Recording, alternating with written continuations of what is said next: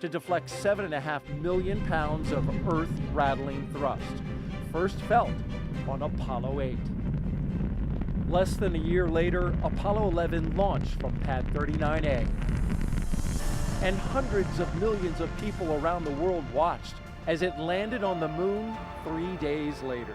Nearly a decade after this Apollo era, 39A again took center stage with a new, one-of-a-kind spacecraft, the Space Shuttle. Millions of pounds of additional steel for surface structures transformed the look, but not the purpose: human spaceflight. In all, 82 space shuttles blasted off from 39A until the very last. Start. T-minus 10, 9, 8, 7, 6, 5. All three engines up and burning. 2, 1, 0, and liftoff. The final liftoff of Atlantis on the shoulders of the space shuttle. America will continue the dream. Roger, roll, Atlantis.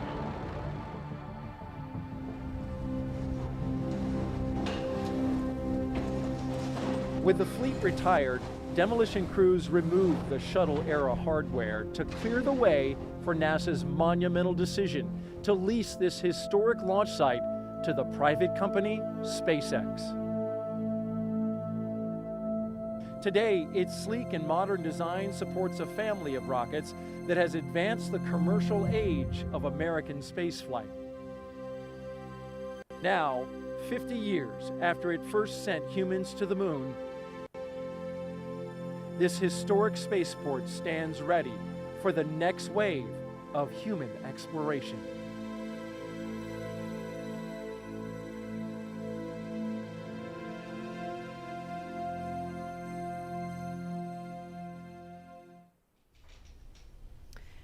And we're looking live again at Pad 39A. We're looking at the pad closeout team. You can identify them by All their numbers stations. there, and we heard confirmation of the hatch All stations, being Chief closed Engineer, just and a few countdown minutes 1 ago. for comm So check with again, the things a crew. little bit ahead of schedule. And when I say ahead of schedule, I don't mean Falcon the launch 9, time is guidance, changing. navigation, I just and mean control. some of the specific Dragon milestones in the GNC on countdown 1, timeline. comm Those check. times are a little bit flexible, but that launch window remains instantaneous at 3:22 this afternoon. And Leland, you know, GNC we loud just and clear. saw Stand by for a comm check piece by the about propulsion the history engineer. of Pad 39A. Stations, Dragon prop on countdown 1, comm check. all stations, Chief Engineer, and countdown 1 for comm check with the crew. We're going to pause for that comm check. Falcon 9, Prop guidance, loud and clear, navigation, stand and by for control. comm check with the avionics engineer. Dragon GNC on countdown 1, comm check. Dragon, avionics on countdown 1, comm check. GNC Dragon, we have you loud and clear. GNC loud and clear. Stand by for comm check by the propulsion engineer. Avionics loud and clear, stand by for comm Dragon check by prop on ground countdown segment 1, comm engineer. check. Dragon ground segment on countdown 1, comm check. Prop Dragon, loud and clear. Prop loud and clear, stand by for comm check with the avionics engineer. Ground segment loud and clear, stand by for comm check by launch Dragon, control. avionics on countdown 1, Dragon, comm launch check. control and countdown 1, comm check. Avionics Dragon, loud and clear. Avionics loud and Launch clear, control stand by loud for and clear, comm check stand by for ground comm segment check by the engineer. Chief Engineer. Dragon ground segment on countdown 1, comm check. Ground segment Dragon, loud and clear. Ground segment loud and clear, stand by for comm check by launch control. Dragon, launch control and countdown Dragon, 1, comm Chief check. Engineer on countdown 1, comm check. Launch control Dragon, loud and clear. Launch control loud and clear, stand by for comm check by the Chief Engineer. Chief Engineer, loud and clear. This completes the Falcon 9 responsible engineer comm check.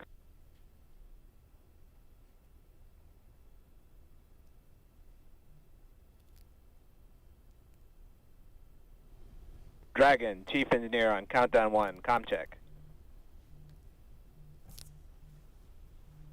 Chief Engineer Dragon, we've got you loud and clear, Bala.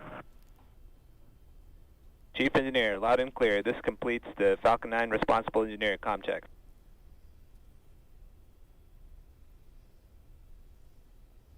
And we just saw a thumbs up from Doug Hurley. We listened to a series of comms checks there, and so everything. Dragon, Chief Engineer on Dragon to ground. Loud and clear on Dragon to ground. Loud and clear. Well, good luck, and let's see if the rain clears up. That sentiment is shared by all here. Do it. Copy that.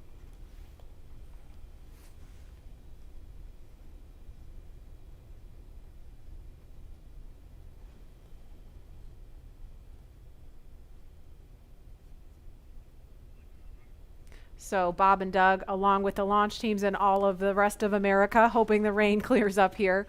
But as far as comms checks go, everything sounded pretty normal, pretty nominal there. So we're just waiting on the weather to clear up. But again, there's a live look at Launch Complex 39A, the site of 82 space shuttle missions where they began. And of course, Apollo, the first mission to the moon, Apollo 11 lifted off from 39A. And Leland, you were just 5 years old when that happened. Take us back there. Marie and Lauren, I was 5, and I was the antenna engineer during the broadcast. I was the kid standing behind the black and white Sylvania television holding the rabbit ears, and my dad said, move to the left, move to the right. And I was trying to look around the television to see what was going on, but they said, no, don't move, stay there. So I never actually saw the actual landing on the moon, Neil and Buzz walking on the moon. And the next day, all the my friends in my community were like, yeah, you want to be an astronaut? We just had this momentous thing. And I said, no. I didn't see it. I want to be Arthur Ashe, because Arthur Ashe trained 5 blocks down the street from where I grew up. And my dad talked about his excellence, his perseverance, his athleticism. And so it wasn't until I got to NASA, working as an engineer at NASA Langley, that a friend of mine said, you'd be a great astronaut. And I just laughed at him. And I didn't fill the application out, but another friend of mine got in, Charlie Camarda. And I said, if he can become an astronaut, I can become one. So I applied the next year and I got in the 1998 class. And I think about this, again, storied legacy, Pad 39A. I was there in 2008 and 2009, Space Shuttle Atlantis, the last one that came in with Doug and the rest of the crew. And it's just an amazing time to see this new era with Lauren, with your SpaceX Crew Dragon about to take off. I never heard that story. I've got a million stories. A million stories. Wow. And it's so cool that you do have a lot of these kids that are watching today who have never seen a flight, a human space flight from KSC before. And this is their first time. And I'm trying to remember back, I grew up in the shuttle era, and I grew up in Los Angeles, and I remember sometimes when the shuttle would land at Edwards Air Force Base, you'd hear those sonic booms, and you hear the double sonic booms in school, and we all just knew, oh, that's the space shuttle. It was just a thing. We just knew about that. And it did make me sad that there's an entire generation of kids who didn't grow up with that experience. And I'm just so proud that, today, hopefully, we get to provide that for kids and hopefully have more and more of these launches to the point where it becomes routine, hopefully never boring, but routine.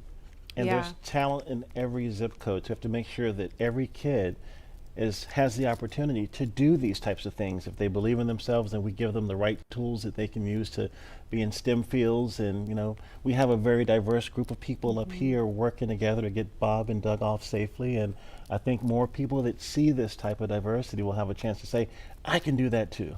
Yes. Absolutely. And we have a lot of kids watching today, and we have an opportunity to hear from another really awesome role model, especially for the little girls in the audience. So we want to throw it over to Gary in Houston to talk to a very special astronaut standing by there. Hi, Gary. Hi, Marie. I have the distinct pleasure of being joined by one of NASA's record-setting astronauts and a recent resident aboard the space station, Christina Cook. Christina, thank you for joining us. It's great to be with you today.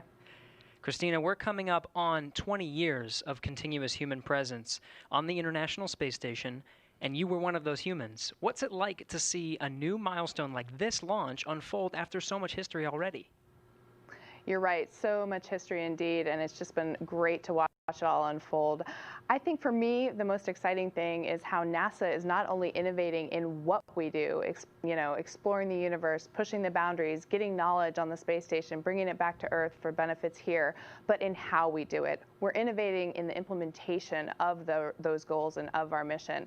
And what that means is that bringing in the private sector, bringing in a commercial space economy for low Earth orbit means space is going to be more accessible and more innovative. And it's just an awesome new era of history to be able to witness. You hold the record for the longest single stay by a female astronaut in space. What's it like living aboard for so long? Well, it is truly a privilege every single day. I have to say it's a beautiful thing to look down on the Earth and to be able to kind of contribute to a space program that you yourself have held in such high regard your entire life. I would say that the biggest challenge going into sort of those longer times is remaining vigilant. The engineers make it so easy to live on board the space station. Sometimes you forget you're actually surrounded by such a hostile environment. So remaining vigilant both day to day to have that appreciation that you wake up with every day, and then also being vigilant, knowing that things could take a turn for the worse at any time, and you have to be ready to react to that. So it's a great privilege, but it also comes with great responsibility. You came to NASA after the days of the shuttle program, and you flew on the Russian Soyuz. What does it mean to have this private capability to fly astronauts to the station? Well, I think it's just a great innovation in terms of our partnerships. You know, when we started out, it was individual countries pursuing the space exploration. We brought in the international aspect of it, and now we're really folding in that commercial aspect, bringing the innovation of all of our American industrial power and recognizing that the more partnerships we have, the more accessible, the more innovative space exploration can be. So it's an awesome time, and it brings with it so much more capability into the program as well. So it's not only how we're doing it, but it's what it brings. We're looking forward to having this transportation from private companies. How does it help you do your job in space? You know, I think one concept that we have in NASA for safety and to mitigate risk is called dissimilar redundancy. And here now we're bringing up a whole second way of getting crew to the International Space Station and getting cargo, last-minute cargo. So we're increasing how much science we can do on board the space station by twofold. We're increasing how we can, you know, our options for getting items up, stowage items, supplies, provisions, science experiments. So we're really just banking on the extra redundancy to make the program that much more robust. We're watching Bob and Doug go through the final phases of preparing for this launch. What's going through your mind so close to liftoff? Oh, it is such a great day indeed. You know, it's interesting because I think it's not so much what is going through your mind, but what's not going through your mind. You know, you're not thinking about all the things could go wrong. You're thinking about enabling success by doing what you've been trained to do. One of the sayings we have is that on launch day, astronauts are sometimes the most calm people in the room. And I found that to be true on my launch day too. I think it's kind of this career culmination of everything you've learned, everything you've dreamed of, and you know that it's coming together in that day and that you're going to finally do what you're prepared to do, execute the mission, and it just really brings a sense of calm and readiness. NASA astronaut Christina Cook, always an honor to hear from you. Thank you. Great to be with you. Well, once Bob and Doug arrive at the station, NASA astronaut Chris Cassidy will be ready to welcome them on board. So in anticipation of their launch, he had this message for them. Hello, everyone. I'm astronaut Chris Cassidy, commander of Expedition 63 on board the International Space Station, flying 250 miles above the Earth. Like you, I'm excited about today's launch and the possibilities it will bring to America and to the world.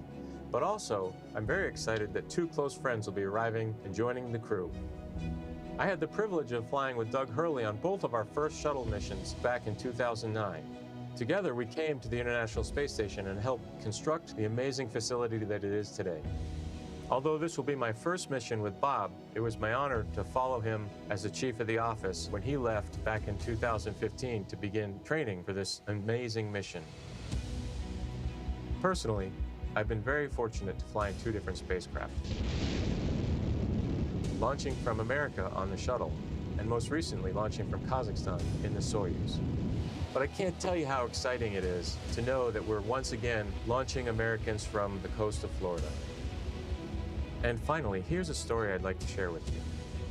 Back in 1981, John Young and Bob Crippen launched on Space Shuttle Columbia, the very first space shuttle flight, marking the last time we flew Americans on a brand new vehicle. 434, Roger. With them, they flew an American flag, representing America's technical prowess. Roger roll, Atlanta. 30 years later, that same flag was flown to the International Space Station. This flag remains here today, waiting for Bob and Doug.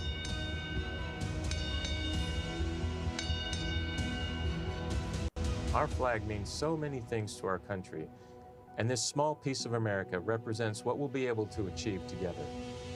We'll never stop exploring. And so Bob and Doug can take this very special flag home to Earth, where it awaits its next journey to the cosmos. In a few years, the first Orion crew will take this flag with it around the moon. All of this starts today.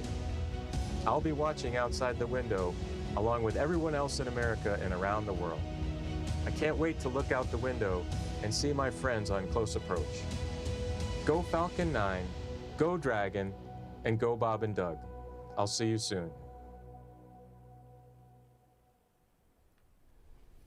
And there again is a live look at Launch Complex 39A at Kennedy Space Center in Florida, where we are T-minus 1 hour, 41 minutes, 58 seconds and counting from liftoff of the Falcon 9 rocket carrying Crew Dragon with astronauts Bob Behnken and Doug Hurley strapped inside. We can see some raindrops on the screen there.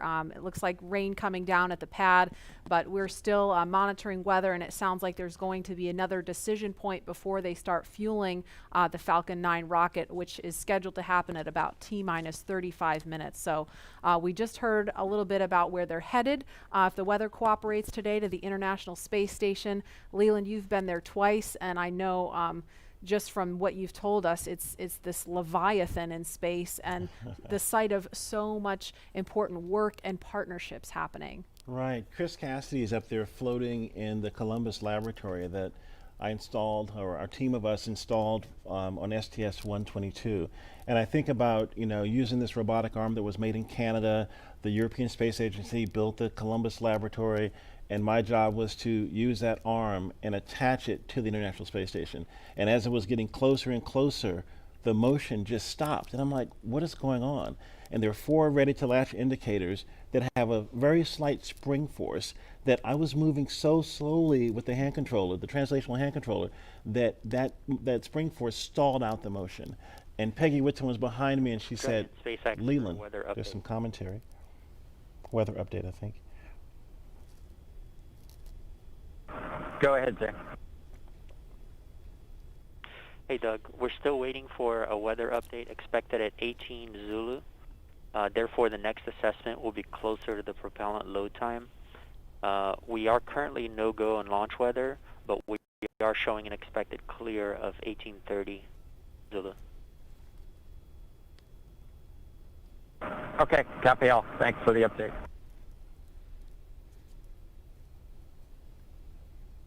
So we just heard if they were to launch right now, the weather would be no-go. However, it sounds like there may be an opportunity if the weather clears, as it sounds like they expect it may. So again, we're gonna keep listening as we continue talking. If we start to hear any kind of chatter, especially if it's about the weather, we're gonna do our best to quiet down so that we don't step on that and everyone can hear it along with us. But Leland, you were just talking about the work on station, and Peggy Whitson was getting ready to tell you something. Well, so the Columbus laboratory is stalled out. It's about to be attached, and there are 10,000 people waiting. Their job security depended on me installing this thing properly. Right. And Peggy said, Leland, push just a little bit harder on the hand controller, and all 4 ready-to-latch indicators went green. And I was like, yes! And that was our primary mission objective.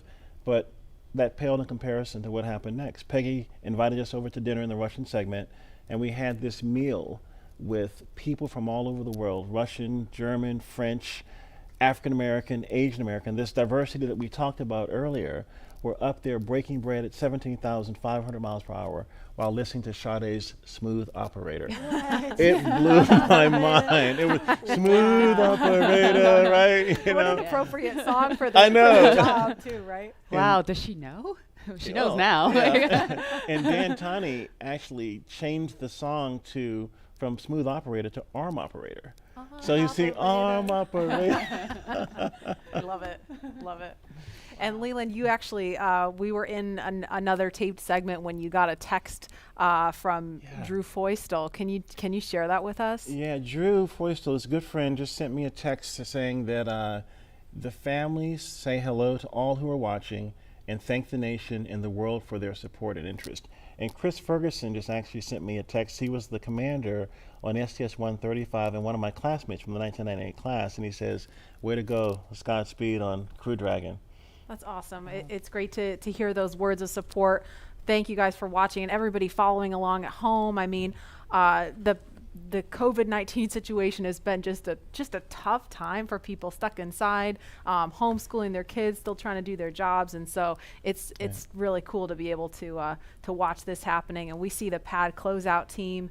It looks like they are getting ready, or they've left the white room and they've already come down the crew access arm, so they are getting ready to leave the pad now.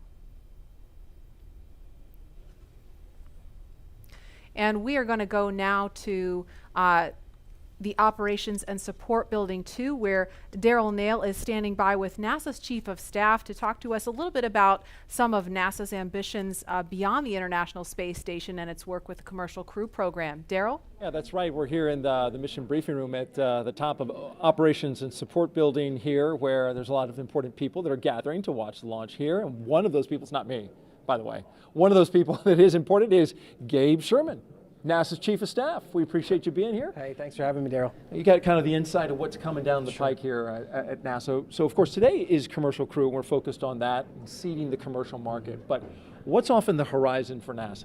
Well, I'll just tell you, it's an incredibly exciting time to be at NASA, and you know this. I mean, you're here every day.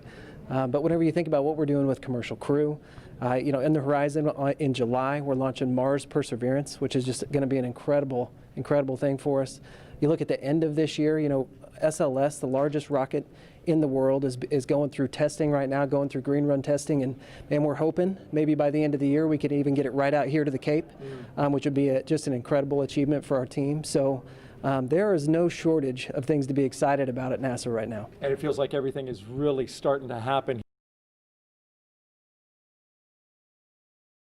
Endpoint. You bet. No, and I think that's what's so important about the Artemis program, right? Our long-term vision is to get to Mars, but when you think about Artemis, everything that we're doing at the moon is helping us learn, prove out capabilities and technologies, work through the right mission durations, understand how we utilize the resources of the moon potentially to go further onto Mars, so the technology, the science, the exploration, architecture that we're putting together, each and every piece of it is helping us learn a little bit more, prove out a little bit more so we can take that next giant leap to Mars. And so everything that we're doing at the moon helps prepare us to move on to Mars. How about the activity in low Earth orbit, like Commercial Crew, which is happening today? How does that help us for missions to the moon? Yeah, I think anytime you're launching humans, you're learning, right? And you're taking what you've learned and you're moving it forward to the next mission. But I think it's really about the business case. If you think about what Commercial Crew is, it's NASA moving from owning and operating hardware to buying a service, right? And if you remember just a few weeks ago, we awarded 3 contracts on the human landing system to commercial companies.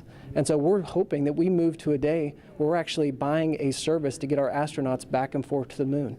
So actually enabling the commercial market to go from low Earth orbit all the way out to lunar orbit. And so Commercial Crew is a great proving ground for that, helps us prove out that business case, build those partnerships, and then we get a feed forward to the moon. So it means a lot. This means a lot as we move out. And it's really exciting when you talk about the Commercial Crew, the commercial aspect going to the moon, right, and those partners.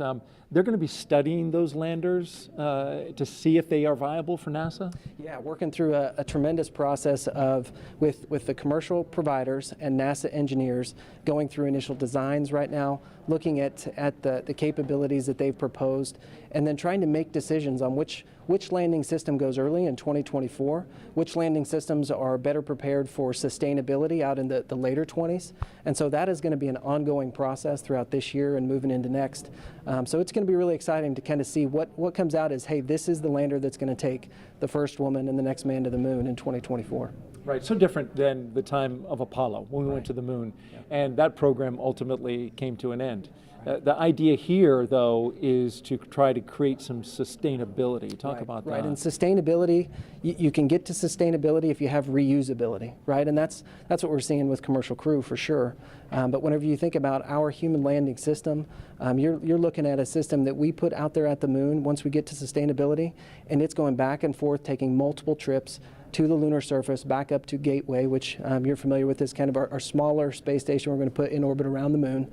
So we are building an architecture that is going to enable reusability at the moon. Apollo never had that. And so whenever you think about driving down cost and increasing access, reusability, sustainability are critical. So you get to see everything from a very high level at NASA. What's it like for you personally, I'm curious, to be here at the Kennedy Space Center to watch a launch and to just see this amazing facility where all of this activity happens? Yeah, I think sometimes people think since I work at NASA, I'm around this stuff all the time. I'm not, right? I don't get to come down here nearly as often as I'd like. So it's just as exciting for me as it is for anybody else in this room. When you think about all the hard work that our team has put in to get us to this day, to actually come down and be a part of it with them, it's just overwhelming and incredible. So we're just a little bit excited. All right, Gabe Sherman, NASA's Chief of Staff. We appreciate you joining us today and enjoy the launch. I certainly know you will if we're able to get that one off. We're going to toss this back now to Hawthorne, California. Joining us now is SpaceX's Lars Blackmore to discuss SpaceX's future ambitions to visit the moon and Mars. Thanks for joining us again today for a second round. You're welcome. Could you tell us just a little bit about your background and what you do here at SpaceX? Yeah, well, I'm in charge of entry and landing for Starship, which is SpaceX's next rocket after Falcon 9. And before that, I worked for many years on the same thing for Falcon. So hopefully today you'll see another one of those landings on a drone ship. Awesome. And speaking of that, what role does reusability play in getting people to the moon and Mars in the future? Well, it's really all about making human spaceflight affordable. And what you want for that is a 100% reusable rocket.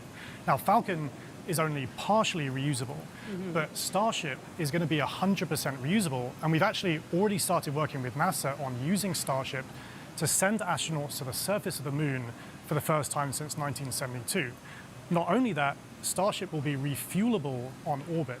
And the combination of those two things will let us send people basically anywhere in the solar system with more payload for less money than I think people have really been contemplating. I think for the first time we can seriously talk about things like lunar bases, or what SpaceX cares about most, a self-sustaining civilization on Mars.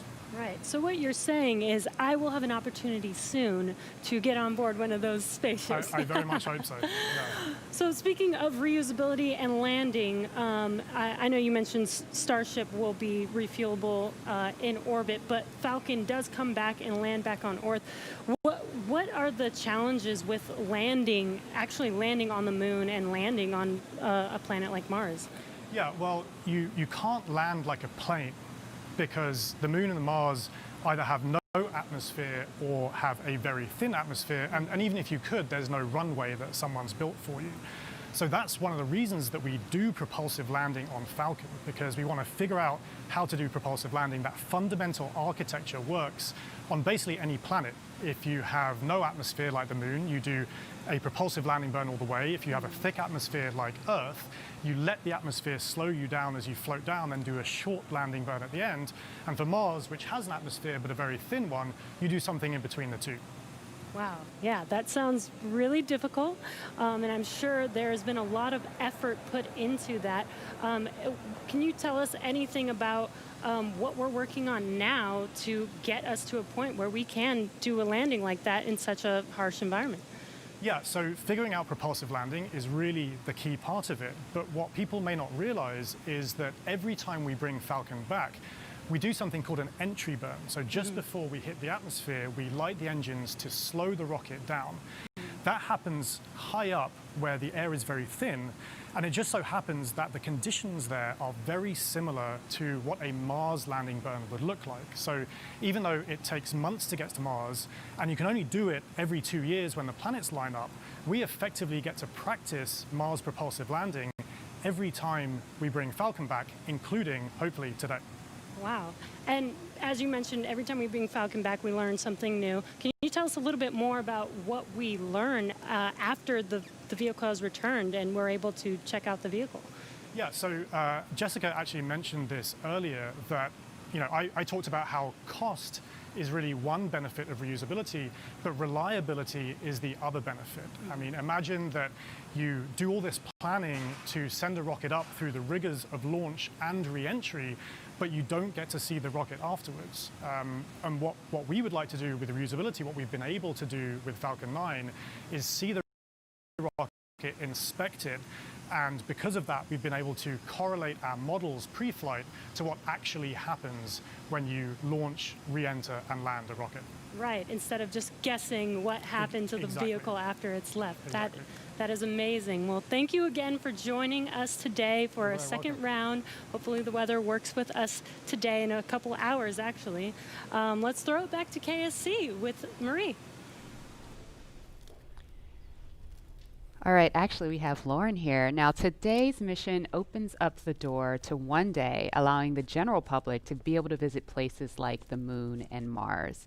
And as you've heard through several interviews today, reusability is a really, really important part of that. Imagine if every time you flew a plane from LA to New York, you threw it away at the end of the flight. That would mean essentially airline travel would be too expensive, costing hundreds of millions of dollars a flight, and almost no one would be able to fly. And so that's what SpaceX is trying to do here with reuse, allowing not just a handful of people to be able to go to space, but tens of thousands and hundreds of thousands of regular folks like you and me to be able to go to space. So, myself, when people like me have a chance to go, I know my dream is to land on Jupiter's moon, Europa.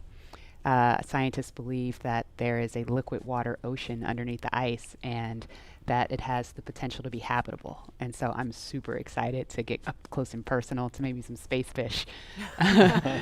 Leland, what about you? Where would you go? Wow, that's a pretty interesting destination. I think I would like to go to Mars. We've studied Mars so much and looked at it, and I think maybe having a Martian base that is dog friendly, bring the pups along, because I think as we explore, we want to take our families, our cultures, our traditions, with us, and flying with Doug and Bob is cool, but having more people, There's the dogs. The puppers, taking the puppers to space. I mean, they're not. They look ready to go. They are ready to go. We just needed maybe some like SpaceX type suits for them, But it's that's what it's all about, exploration. Like the settlers going west, they took everything with them, and they started these new communities and these new traditions. And I think that's what we do with space travel. We start new traditions and communities and bring everyone together as one family, one civilization. Absolutely. We're here for it.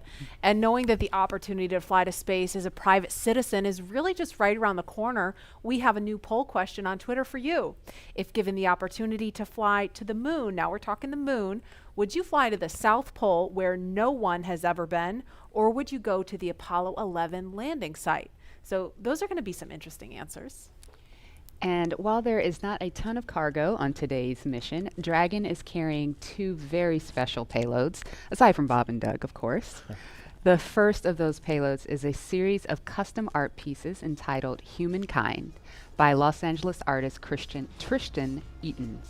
These indestructible, double-sided paintings made from gold, brass, and aluminum celebrate how far humanity has come, as well as how far we still have to go.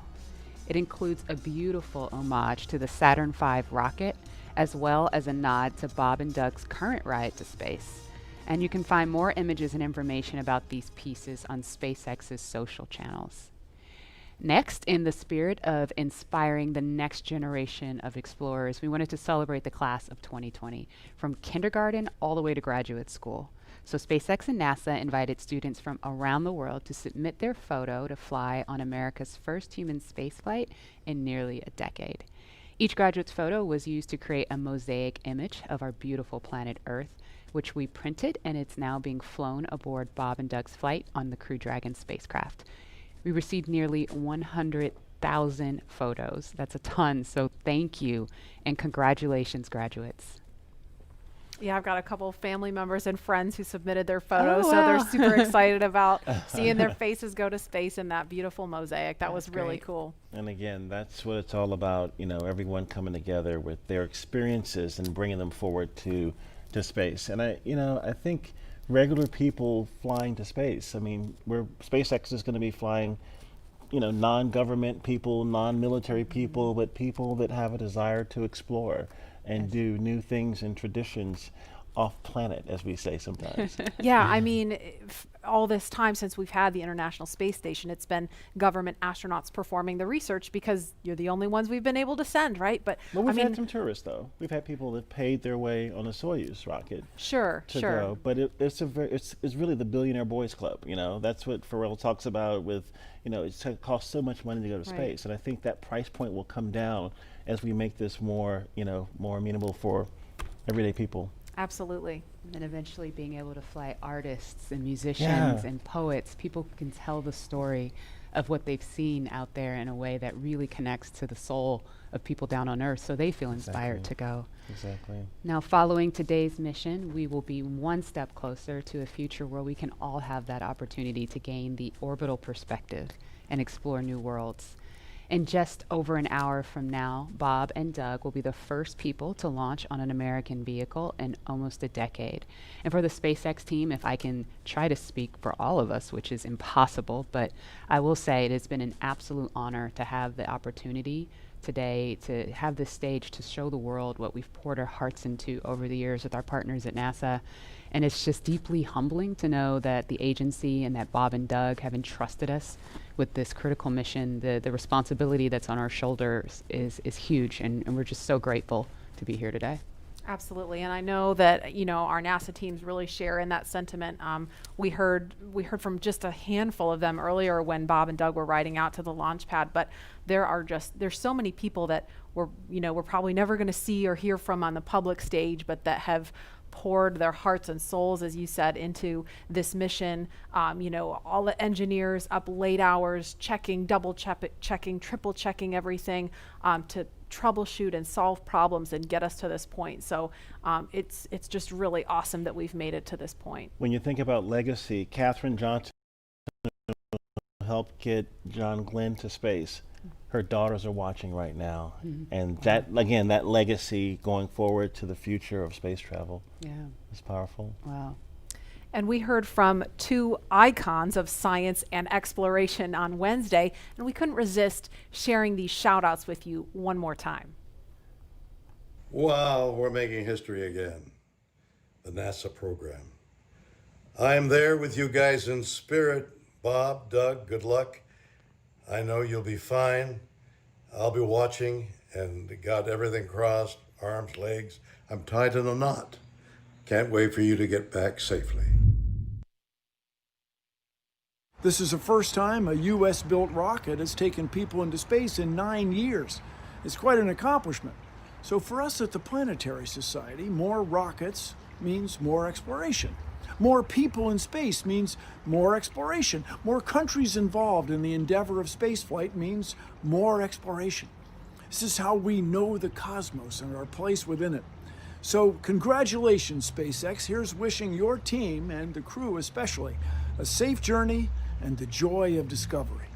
Let's go.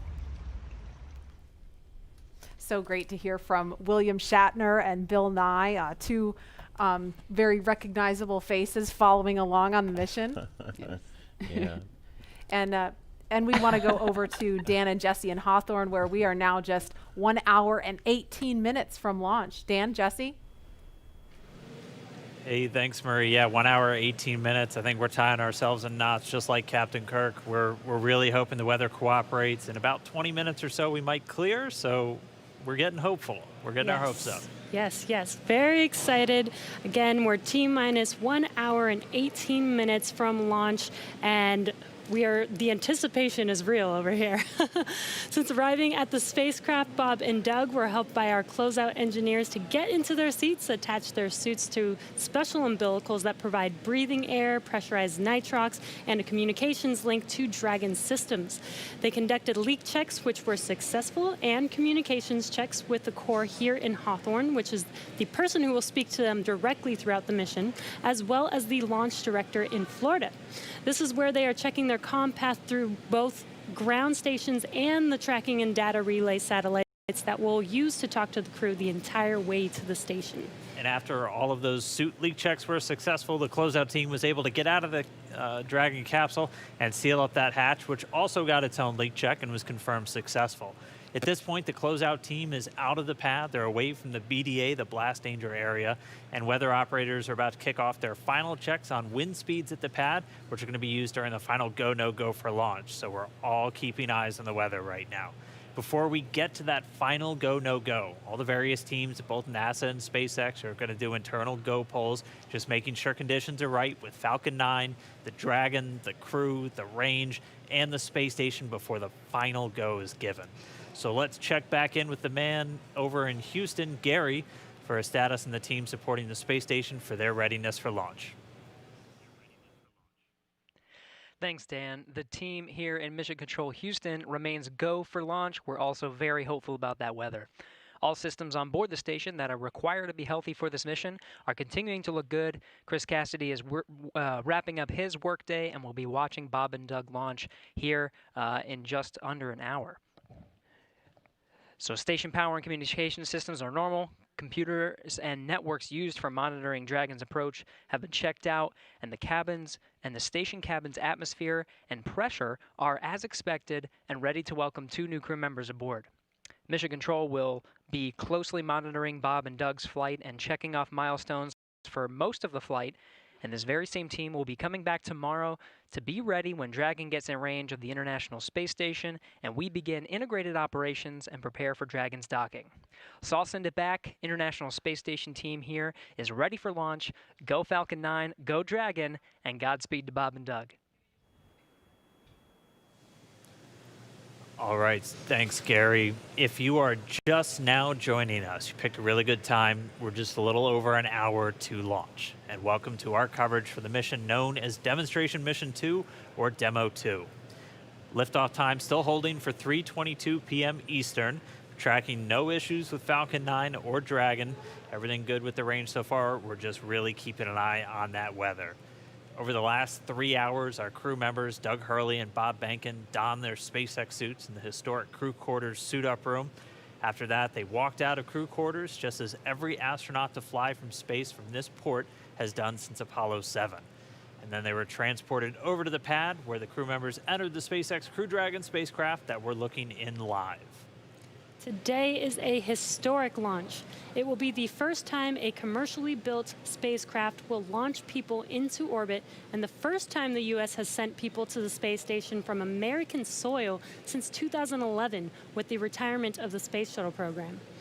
Over the next hour, we will conduct a series of polls to get ready for launch, have Bob and Doug arm the launch escape system, and begin fueling Falcon 9. Launch is set for 3:22 p.m. Eastern. This will include a 12-minute flight to orbit and then a 19-hour flight to dock with the International Space Station tomorrow morning. Today's mission is the culmination of years of work between teams at SpaceX and NASA. Demo 2 is going to be an end-to-end flight test starting with this launch today, going on to dock with the space station tomorrow, and then splashing down at the end of their mission. And this is going to be the final test for NASA to certify SpaceX for regular crew flights to the space station. We've been hearing a little bit from the crew on board Dragon, which you can see on your right screen. They are currently strapped into their seats and already through communications and leak checks. They're able to follow all the milestones still ahead on those display panels just above them, getting insight into all Dragon and Falcon 9 systems as we proceed towards launch. So at T-minus 1 hour and 13 minutes, let's check in with John I for a status update on the vehicles. What's the update, John? Thanks, Jesse. Well, not much to add to what Dan and Jesse just brought up. We've had a smooth countdown this afternoon. SpaceX team is working no issues as the pace begins to pick up here in the last 70 minutes. On Falcon 9, we did get the team on console. Earlier, you heard the comm checks between the responsible engineers and the crew. The engineers will be making calls on Ascent for the crew's benefit, so they want to make sure that they could hear them before we go. The propulsion checkouts of the first and second stages are beginning right now. We're watching them begin to go through the process, opening valves. That check will go for about another 10 minutes, and that'll be our last one until propellant loading. Now the team will assess readiness for launch with a final go-no-go poll at T-minus 45 minutes, and that'll be followed by propellant loading starting at T-minus 35 minutes. Now earlier today, Dragon operators also performed a series of checkouts of Dragon's flight systems. The spacecraft is also currently go for launch. Our NASA crew, astronauts Doug Hurley and Bob Behnken, are currently inside Dragon. The hatch is closed. The SpaceX ground crew has left the tower. The next major event for Dragon is retract to the crew access arm that you can see currently alongside the capsule. That'll happen somewhere between T-minus 45 and T-minus 42 minutes. Now the range is currently clear for launch from historic Pad 39A. The worldwide network of ground stations and the tracking and data relay satellites are ready to support Dragon as it heads into orbit. The weather, that's the one concern. We will get a weather brief at T-minus 1 hour, so just under 12 minutes from now. Currently, the ground and upper altitude winds are go, so that's one thing that we can check as green. At the current time, we did have some rain earlier that appears to have let up, but we are red on conditions for both the electric field at surface levels, lightning, and cumulus clouds. There is a expectation that a forecast that'll be coming up at about T-minus 1 hour also may give us clearance of those conditions. So everything is focusing now on the weather brief at T-minus 1 hours. Also, we should hope to hear about the final check on the ascent corridor. That's the weather along the Atlantic seaboard in case Dragon had to abort on the way to space. The conditions there have been marginal, but the expectation that it would be good for launch. But we will get all of that coming up here very shortly prior to entering propellant load. Now today we are aiming for a launch at 3:22:45 p.m. Eastern Daylight Saving Time, or 19 hours, 22 minutes, 45 seconds Universal Time. Once we begin loading propellant, there's no opportunity to change T0. So once propellant is loading, we're committed, and we'll get one chance at it today. But currently at T-minus 1 hour, 10 minutes, and 30 seconds, everything except the weather is go for launch. Thanks, John, for that detailed update. We've got an extensive history now of flying Falcon 9 from the Florida coast, and just last year completed a test run of the mission. We're less than an hour from beginning here today. The purpose of that mission was to demonstrate Dragon's capability to safely and reliably fly to and from the International Space Station. The success of Demo 1 was a really exciting moment, Falcon paved 9, the way Falcon for 1 today's starting. mission to where we are today. And right now we're getting ready to fly U.S. astronauts from U.S. soil for the first time since 2011. Dragon and Falcon 9 together have years of operational experience, or what we refer to as flight heritage. As I mentioned earlier, SpaceX has successfully completed 21 flights of Dragon to and from orbit since 2010, including 20 trips to the International Space Station. Not only have we conducted thousands of hours of testing, we've also enhanced and added a number of safety features to Dragon. Much of what was learned with the Cargo Dragon was leveraged in the design of this new vehicle. It's fully autonomous, which means it can basically fly itself, but also features that full manual override capability just in case of emergency. And many of the other enhancements help towards SpaceX's goal of reusability and less refurbishment time between missions. So let's take a closer look at these advancements. Standing at almost 27 feet tall from the very bottom of the trunk to the very top of the nose cone, Crew Dragon's comprised of two main elements. You have the capsule, which is designed to hold crew and pressurized cargo, and then you have the trunk, which holds unpressurized cargo as well as having a solar array and radiator. And the nose cone at the top of the capsule protects the docking system as well as the guidance navigation control system, or what we call GNC. The nose cone opens for docking and remains attached to the Crew Dragon spacecraft, and that's unlike the previous version of Dragon, and that helps towards our reusability efforts. Completely opposite the nose cone is that trunk. It has attachment points for Falcon 9, the Dragon capsule, and it can hold cargo. On the very outside of the trunk, one half of it contains a radiator that rejects heat from the active thermal control system into space. That's the white part, and that uses SpaceX's new picotiling technology. The other half contains the solar cells used to charge the spacecraft's batteries. And though we only have 2 astronauts on board today, the spacecraft is actually designed to accommodate up to 7 crew members with modular seats that can be removed and replaced by additional cargo. The seats are made of carbon fiber and are custom sized for any crew member flying on board. The control panel centered right between the pilot and the commander seats and has those 3 touchscreen displays that gives the crew insight into Dragon and even the ability to operate the vehicle and fly it manually. And finally, our Super Draco launch escape system is a key safety feature of Crew Dragon, giving the crew the ability to safely escape from the time of launch all the way to orbit. And as we look to the future beyond this test flight later this year, the first operational crewed mission for NASA will take place. NASA astronauts Mike Hopkins.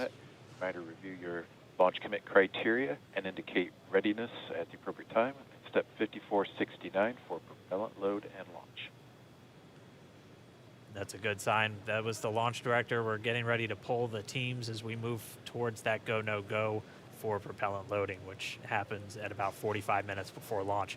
But back to our Crew 1 mission, NASA astronauts Mike Hopkins, Victor Glover, and Shannon Walker, and Suichi Noguchi of the Japan Aerospace Exploration Agency, or JAXA, were chosen to support this mission. Again, it's called Crew 1. But today, Doug Hurley is the spacecraft commander for this mission. He previously flew on 2 space shuttle missions as the pilot on STS-127 and STS-135, which was the final space shuttle flight. Here's a closer look at Doug Hurley. Excited? Very excited. Yeah, very excited. You feel ready? Feel pumped? Oh yeah, I think we're ready. I think we're certainly ready. Joining the SpaceX Demo 2 test. He is a Marine Corps colonel and test pilot. He was selected as an astronaut in 2000. He piloted Space Shuttle Endeavour and Atlantis for STS-135, the final space shuttle mission. Introducing NASA astronaut Doug Hurley.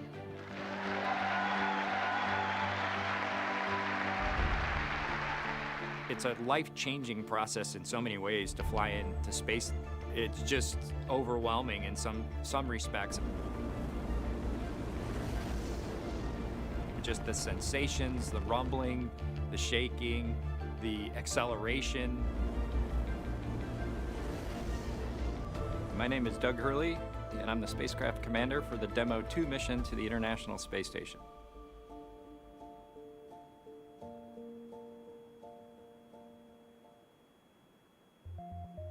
This will be the first time the Dragon had a crew on board, and so there's a myriad of objectives we want to achieve for this mission. What would work on orbit, what might not work on orbit, what would definitely work.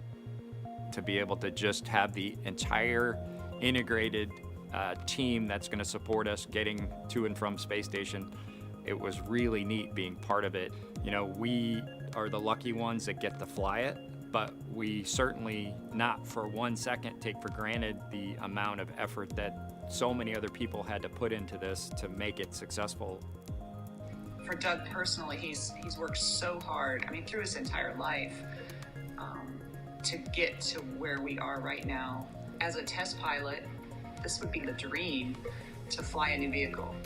So it makes me so happy to see that he gets to be part of this mission, the spacecraft commander. I'm just glad to see his hard work and his dream has come true for that.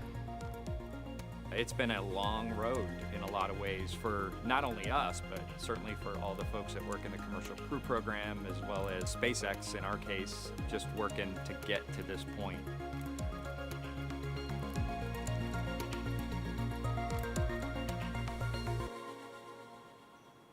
We're a little over 1 hour, 3.5 minutes away from launch. Now let's learn a little bit more about the man sitting next to Doug Hurley inside Dragon, NASA astronaut Bob Behnken. My career at NASA has kind of spanned a couple of decades at this point. I arrived with the class of 2000, went through the training program, primarily focused on the space shuttle and the International Space Station, learning those systems. Having launched a couple times on vehicles, you know, the second time was definitely different than the first time. You can feel a little bit guilty of, hey, should I study one more thing, or is there one more piece of information I should get? Am I really prepared or not? So that's definitely different between where I was on my first flight and where I'm at right now. For me personally, as a spouse, watching everything that Bob has put into this over the last 5 years, the dedication that he's shown, the perseverance is pretty special. For both of us, though, the way our minds work, it won't be until sort of the mission is complete that you have really a chance to savor it and celebrate it.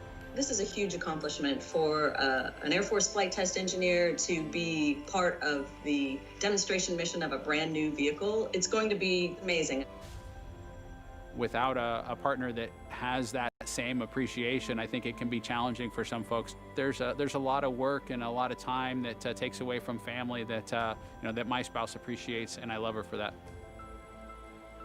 On a deeply personal level, I'm really excited that my son is going to get a chance to see me launch into space. Being an astronaut has been a little bit of an abstraction thing for him because he's seen me do it in old videos, but he hasn't seen me do it for real. And so I'm excited for him to see this launch. Really, my role on the Demo 2 mission is to make sure that we get this vehicle tested and evaluated so that we can move on to more operational missions at the International Space Station. We've got a lot of objectives on board the vehicle that we need to accomplish to really make sure that it's good to go. We'll make sure all those systems are working during the test flight so that the future missions will have them available even if they don't plan to utilize them. Through years of the NASA team, helping to share that experience and teaching them the lessons that we've learned by going through this. Now there's another capability in the U.S. besides NASA to operate something of this magnitude. I want to thank the entire Commercial Crew Program team that's worked together to get to this point where we've got vehicles and a launch pad ready to head to the International Space Station.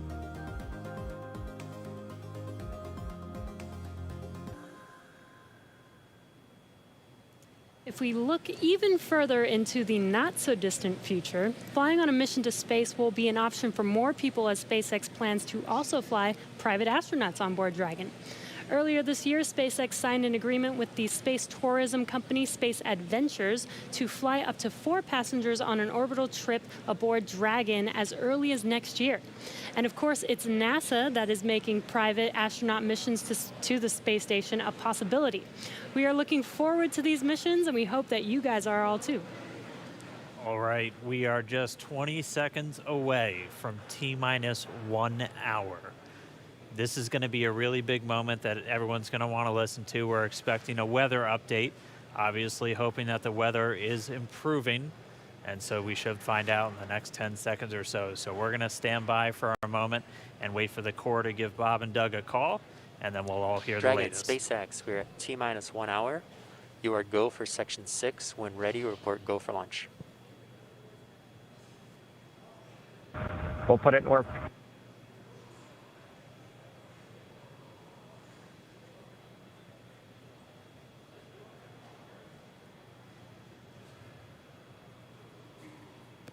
And that right there was a call for the crew to refer to some of their procedures. They do some final checks. You can see them checking harnesses, checking helmets, just making sure that they're strapped in and ready to go. And once they're done with that, the crew will report their readiness for launch.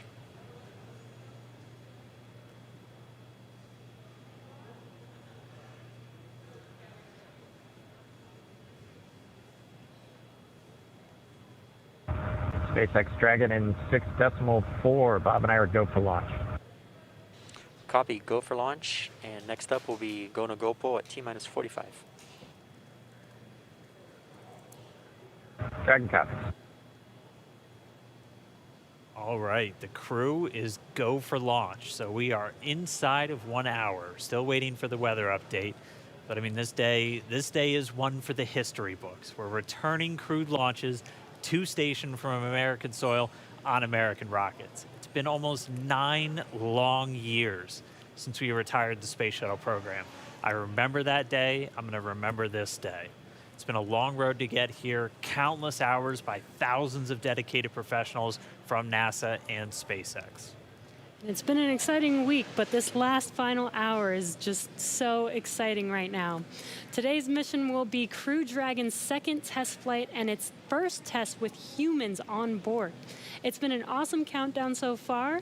Weather, we're still waiting for that update, so it's still a watch item, but the crew is go for launch. So at T-minus 45 minutes, hopefully we'll get an update on that weather.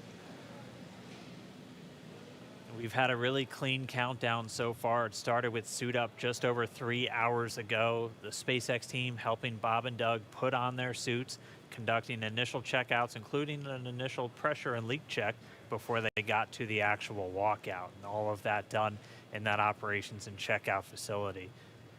The crew walkout was where Bob and Doug gave their final goodbyes to friends and family gathered outside the operations and checkout building before they began that roughly 20-minute ride to pad 39A. Really touching moment, saying goodbye to their family, both their wives and sons right in front of them.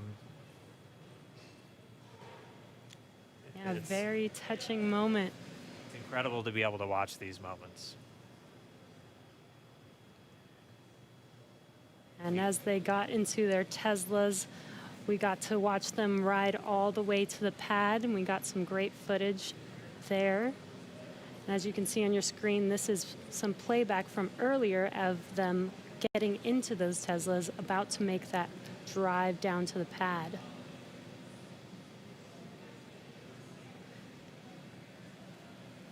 And once they got to the pad, they did take a minute to take in the sights, and they headed up the fixed service structure to begin the process called crew ingress, where Bob and Doug entered. And there you can see on your screen as they're coming through the crew access arm, entering the white room right before they are able to ingress into the vehicle there. Again, this was from earlier. Yeah, this all from earlier, and as we said, that white room, the last place on planet Earth they're standing before they climb into Dragon for the ride uphill. SpaceX carrying over a tradition that NASA had where that was traditionally the room from Gemini, Apollo, and the space shuttle, that last place. About 30 minutes ago, we're back with some live video here. The team was able to close Dragon's hatch with Bob and Doug safe inside. So we are under an hour ago. Things are going to pick up as we get close to that go, no go to begin propellant loading and then arming the launch escape system. The crew pull for readiness was completed at T-minus 60 minutes, and the Dragon pull for prop load is coming up here in just about 30 seconds at T-minus 55 minutes. And then following that will be T-minus 45 minutes will be the internal mission control Hawthorne pull, and then the launch director's pull for propellant loading. When we get to about T-minus 40 minutes, the crew access arm will retract, and Bob and Doug will get the call to close their visors and arm the launch escape system. This is the automated system in place that can fire the 8 Super Draco thrusters on Dragon to quickly separate the crew from the rocket, either on the pad or during the flight on the ride uphill. And then once we reach T-minus 35 minutes, propellant loading for the Falcon 9 will begin. We got there on Wednesday. We got all the way down to about 17 minutes before launch before we had to cancel because of weather. But we're optimistic right now. Conditions have been improving, and so we're looking to press ahead once again into loading fuel onto that Falcon 9 rocket. Throughout the countdown, we've been getting some incredible views of the astronauts inside Dragon, just making all of their final preparations, some close-up views of their suits and on the displays as they just are strapped in and ready for launch. The teams often describe the suits as an extension of that Dragon spacecraft. You can always think of it as a mini spacecraft inside of a spacecraft. It's got all of the life support, everything that they need, just like the capsule itself. On countdown 1, technical pull is complete. No constraints to proceed into launch escape system arming and propellant load. And there's that call out that the crew is ready. They are ready to load prop onto Dragon. So we are pushing forward towards T0. And while those suits do look great, they are also engineered to connect directly into Dragon seats to provide communications, cooling, and the ability to pressurize if necessary. All right, well, we did get the call out that the technical teams on the ground are ready for launch escape arming and propellant loading. Again, things starting to pick up, things really starting to feel real. Let's jump down real quick to the team at Kennedy, see if you guys are just as excited. I can't sit still right now. It's starting to feel real. Yeah, it's hard to sit still in here, right, Leland? That rocket fuel going through my veins still. I know. It's so awesome when we see them sitting there in their suits. We're less than an hour away now. So far, things look like we might make it. We might make it. So I want to ask you what it was like the first time you put on a spacesuit when you knew you were going to space. Oh, that was February of 2008. We were in the ONC building getting the pumpkin suits on. A little bit different than the SpaceX fly SpaceX suits, but it was kind of surreal, you know. And to think that all of these, it took 10 years of training to fly in space. It took me 10 years from when I got in the Corps in 1998 to flying in February of 2008. So it was a long road to get there, but it was so worth it and so sweet. And you know, learning how to use the green apple, the connections for oxygen, for cooling, much different than these suits that we have here with SpaceX. And so it's a lot more complicated to go through that whole series of things that you have to do to make sure you're safe in the suit. But we've evolved, we're ready, and they look so cool and calm and collected in their suits and in the vehicle. They're focusing and getting ready to fly in space. And there's so much excitement around the center. I know, Leland, you've been getting some messages. You got another message from another astronaut. Yeah, Sunny Williams. Okay, so Sunny, She's Lauren, kind of the best. She's Sunny is awesome. She's a commercial crew also. She was one of the original cadre. She was one of the original 4 who trained with Bob and Doug from the beginning of the commercial crew program. And she's one of my classmates. Look at her there. What is she wearing? There she is. Hey, the Sunny. meatball. I forgive you, Sunny. No, she had the worm one on Wednesday, so she wore the meatball today. So she's the best. But now she can wear the worm ball, I guess. Yes. The worm ball. Yeah, she can mix it up. But yeah, Sunny's awesome. She's training to fly on the Boeing Starliner in the not too distant future. So really glad she's watching and showing some love. So thanks a lot, Sunny, for sending that note. And again, we're looking at a live view of the Crew Dragon on top of a Falcon 9 rocket. You can see the crew access arm to the right of your screen. That's the hallway that Bob and Doug walked down to get into the White Room, which was the last place we saw them standing up before they climbed inside Dragon. And again, the wider shot there of Launch Complex 39A, where we are inside of an hour from liftoff, and I think we're just a couple minutes away from the pull we're going to hear before they start propellant load. Again, a 2-stage rocket there. And gosh, you guys, the weather looks not that bad. I mean, obviously that is not an official forecast, but it doesn't look quite as bad as it did Wednesday. We've got a little bit better odds. So there's the countdown clock. We're to helium.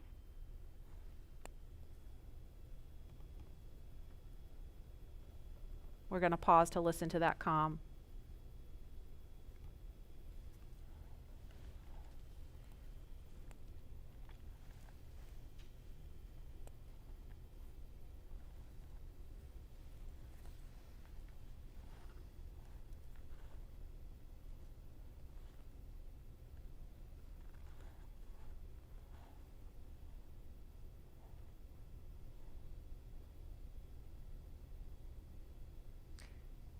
If you're just joining us, we're less than 50 minutes from the scheduled liftoff of the Falcon 9 rocket carrying Crew Dragon.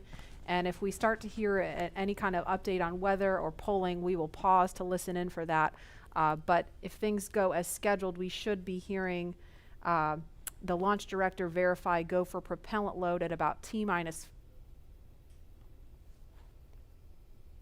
45 minutes. So we're going to send it over to Hawthorne to carry the ball. John Insprucker or Jesse, are you there? This weather is go at this time.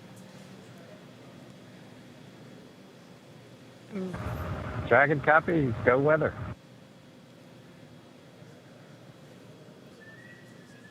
And there you heard that call out. So far, we have good weather. We are go for launch today. This is getting really exciting. I don't know about you, Dan, but my heart is beating pretty fast right now. Yeah, we've been waiting for those words since Wednesday. And we did hear a call to the crew, just in case you missed it, that they were only tracking one final weather constraint. It was the cumulus cloud rule. They were expecting it to clear up within 10 minutes, and it's cleared up now. So we are currently go on weather.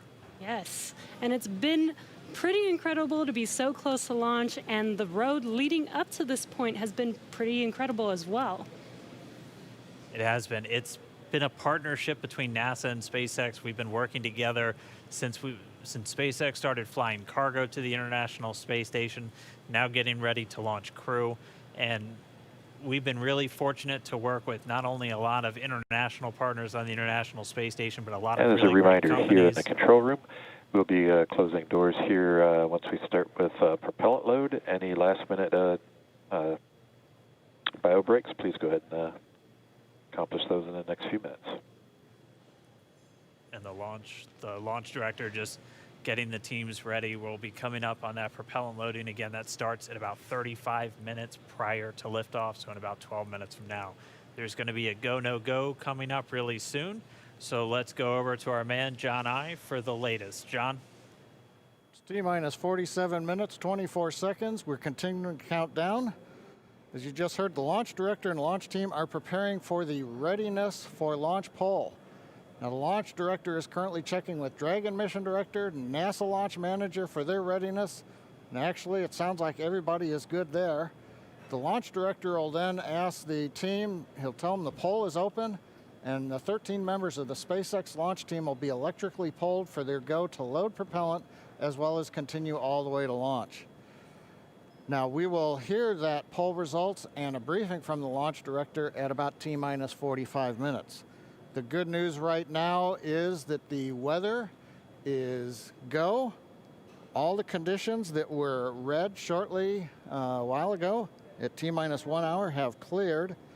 We're, as the weather forecaster said, cautiously optimistic. Currently, Countdown. the probability... Poll is complete. We're go for propellant load. Well, we got an early call out there. And launch control clear to retract the access arm on time. After that, arming access arm retract at T-minus 45 minutes. Got an early call from SpaceX launch director Mike Taylor that the poll is go. You also heard the direction T-minus 45 minutes to prepare for retract of the crew arm.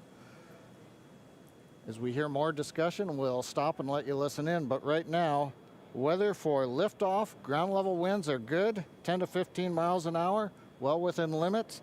Upper altitude balloons show that conditions are acceptable.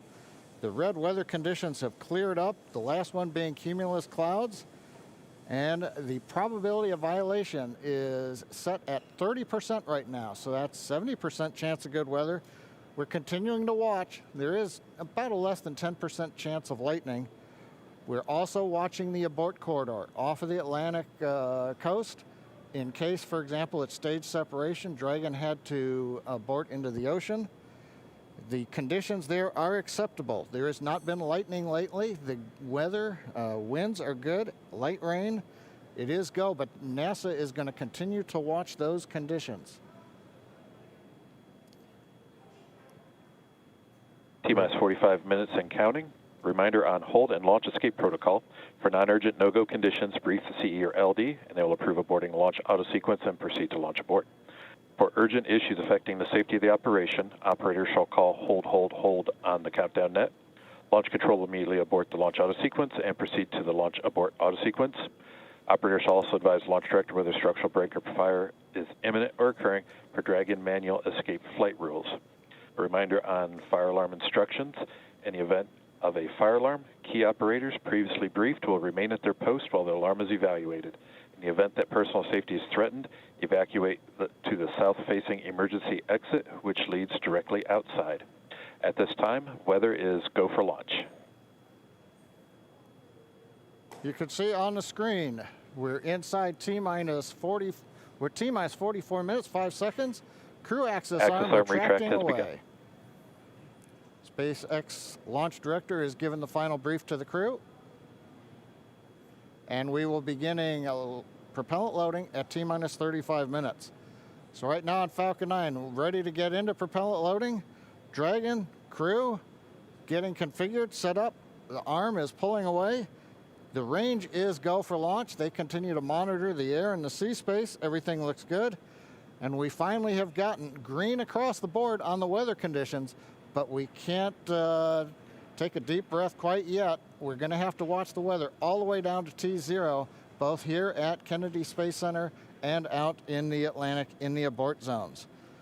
Now, earlier we saw many of you following the launch from the United States on our hotspot map. Now that we're inside an hour, we're seeing large numbers of folks logging on, tuning in from coast to coast and around the world. So we'd like to know, is this your first time watching a launch live, not counting Wednesday? And if not, how many have you seen before? Tell us using the hashtag LaunchAmerica from your favorite social media platform. And with that, at T-minus 42 minutes, 50 seconds, conditions are go, and we are counting down for an on-time launch. Let's send it back over to Kennedy Space Center as the action begins to pick up on the pad. Dragon, SpaceX, you are go for Section 7, close visors, and arm launch escape system. We will put Section 7 in work. Visors come in close.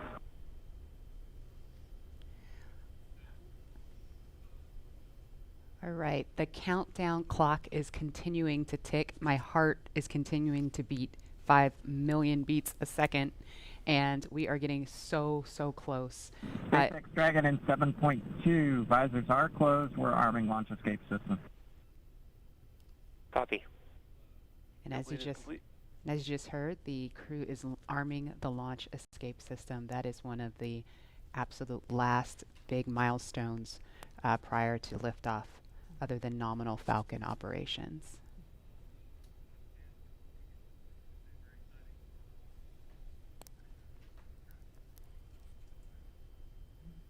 So just a minute ago, we saw the crew access arm retract, and obviously we just heard on the comms Bob and Doug getting ready to arm the launch escape system, and so that is something that protects them all the way to orbit. So when fueling starts at about T-minus 35 minutes, so just over 6 minutes from now, they will have the capability to abort, to separate from Falcon 9 either on the pad or even after liftoff.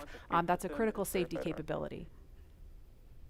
And we are going to go over to Hawthorne now to take us through these next minutes. Jesse? Section switch in to nitrogen. And we did hear that call out that they are arming the launch escape system, so very exciting. SpaceX has designed Crew Dragon and Falcon 9 to be the safest launch system ever flown. So we brought back Nick Picone, SpaceX's Nick Picone, to talk more about this again. Thanks for coming back and joining us today, Nick. Hey, Jesse. Happy to be here. Still monitoring the launch here with our recovery and ground operations teams. Awesome. And Nick was our mission manager for our in-flight abort test earlier this year and now works on the Starlink team. Nick, on Wednesday, you talked about the launch escape system. Could you just give us a brief summary today for those that are joining today? Sure. So the launch escape system, again, is our ultimate safety feature to keep Bob and Doug safe in the event of a major Falcon anomaly on the pad. The system is designed to automatically fire if either vehicle detects a dangerous condition developing. And if that happens, Dragon will use its 8 Super Draco engines to push the capsule off and away to a safe distance away from this Falcon. This capability is absolutely critical. It's what keeps the crew safe, and we're now active and armed on the pad with it protecting the crew. And as you mentioned, the launch escape system allows the Dragon to separate and get away from the vehicle. I believe it goes into the ocean. What happens after it lands safely in the ocean? Correct. So for most of our failure modes, the successful end state is Dragon deploying parachutes, splashing down safely in the ocean. But since a launch escape can happen while the vehicle's on the pad or anywhere in flight up through orbit, it could be splashing down right off the coast of Cape Canaveral. It could be splashing down thousands of miles away in the North Atlantic. If that happens, to make sure we can get to Bob and Doug as quickly as possible, the Space Force's 45th Space Wing, Task Force 45, has pararescue teams staged and ready all around the world, ready to drop in and rescue Bob and Doug as soon as possible. And you mentioned that the launch escape system will keep them safe all the way up to orbit. What other options are there after Dragon is in orbit? Sure. So if for any reason we're unable to dock to the International Space Station, we have several pre-planned return trajectories, which will bring the capsule down to a splashdown point close to shore, where NASA and SpaceX recovery forces will be waiting to recover them. It'll look like an otherwise totally normal recovery operation, except for the early end of mission. This operation is something we're doing with one of 2 identical crew recovery ships. We do that because The landing sites, we want to maintain as much flexibility as possible. There could be changing weather conditions that bring down one site and leave the other one up. So we have those two identical ships, one in the Atlantic, one in the Gulf of Mexico. And our space operations team can redirect the spacecraft to go to whichever site is the safest option for the crew at that time. And with the vehicle, in almost any scenario, it sounds like the vehicle will land into the ocean. And it may look like a gentle landing into the ocean, but it's a pretty dynamic event happening. And you mentioned there are teams that are ready to go and rescue the vehicle and the astronauts on board. How do you prepare for something like that, especially with so many different scenarios that could happen? Sure. So we're lucky to have had about a decade of recovery experience with Cargo Dragon 1 in our previous trips to the International Space Station. That, along with our booster recovery missions, we've got a great team of recovery operators here who have a lot of offshore experience with our spacecraft. The system, though, that we took that experience, we built up a new crew recovery ship, two identical crew recovery ships, I should say, which have a lot of those lessons learned baked into the design of that ship and the operations. These new ships have complete medical facilities, an operational helipad, and redundant communications, power, and propulsion to make sure they're robust and ready for anything we encounter offshore. We've also done tons of training exercises with the SpaceX team, the NASA team, and the rescue forces I mentioned earlier, practicing capsule recovery, emergency scenarios where we have to get the crew out of the capsule while they're still in the water, as well as those helicopter evacuations, taking off and landing from the pad many times so that we make sure the team is ready to do that. They're all staged and ready. They feel ready to support, and will be ready to call on us if anything goes wrong today. Awesome. It sounds like Bob and Doug are in some really good hands and will be safe no matter what occurs on the vehicle. So thank you, Nick, for joining us again, for walking us through all of those details. I hope you're just as excited as we are for a launch coming up here very, very shortly now. So we're going to send it over to KSC to Lauren. Thank you, Jesse. So as you just heard, fueling is about to begin at T-minus 35 minutes. We are about 50 seconds away from that. And so we're getting really, really close to the first launch of astronauts into orbit from American soil since 2011. The launch escape system is armed, which, as you know, happens before fueling. And Dragon propellant load, that's the propellants that are inside of the Dragon capsule, not the rocket. Prop load for Dragon took place weeks ago and just a few miles down the road in what we call Dragonland. And those propellants, they are MMH, or monomethyl hydrazine, which is the fuel that we use. It's hypergolic fuel. And NTO, or nitrogen tetraoxide, that's the oxidizer. Those two come together and they ignite in space to propel the vehicle. You don't need that TTEB or a third thing to ignite because hypergolic propellants don't require it. You just need the fuel and the oxidizer. And as you just heard, propellant load has started on Falcon 9, and that's awesome. All right, so that bipropellant system feeds all of the engines on Dragon. So Dragon has 12 service section engines in each, so there's 3 in each quad, 3, 3, 3, and 3. Those are used for on-orbit maneuvering for Dragon. There's also 4 additional Dracos that are underneath the nose cone for large delta V maneuvers that the vehicle will perform. But the engines that Nick Pacone was talking about earlier are Super Draco engines. We have 2 in each quad of the vehicle, so 8 total. And those are bigger engines with a high flow propellant system, and those are what lift Dragon off of Falcon 9 in the unlikely event of emergency that requires us to get off of Dragon, off of Falcon. Now, you probably remember, let's see, Mercury, Apollo, Soyuz, they have that big pointy tower on top. That's the launch escape system for those vehicles. It's actually just another rocket on top of the spaceship that lifts the vehicle off. In the case of Dragon, our escape system is integrated into the vehicle completely. And so that's just better from one less thing you have to jettison every single flight. But it also allows us to have escape capability from the pad before T0 all the way through to orbit. And so even if the very last minute, if we needed to get off of stage 2 while we're in space, we could actually escape to orbit. So yeah, that's the escape system for for a little baby dragon here. Thanks, Lauren, and thanks for walking us through that, because I think it's really important that people understand that critical safety capability, and that's the whole point when we hear that launch escape system is armed. What that means is that in an instant, they can separate from Falcon 9, shoot up into the air, and they can splash down safely in the Atlantic Ocean under Dragon's parachutes. And it was designed to do that. So now that fueling is underway, it's been going on for about 2 minutes now. So they have that safety capability ready to go on standby in an instant if they need it. And so we want to go over to Hawthorne now for an operational update from John Insprucker. John? Fuel and stage 2 fuel, all flow rates tracking nominally.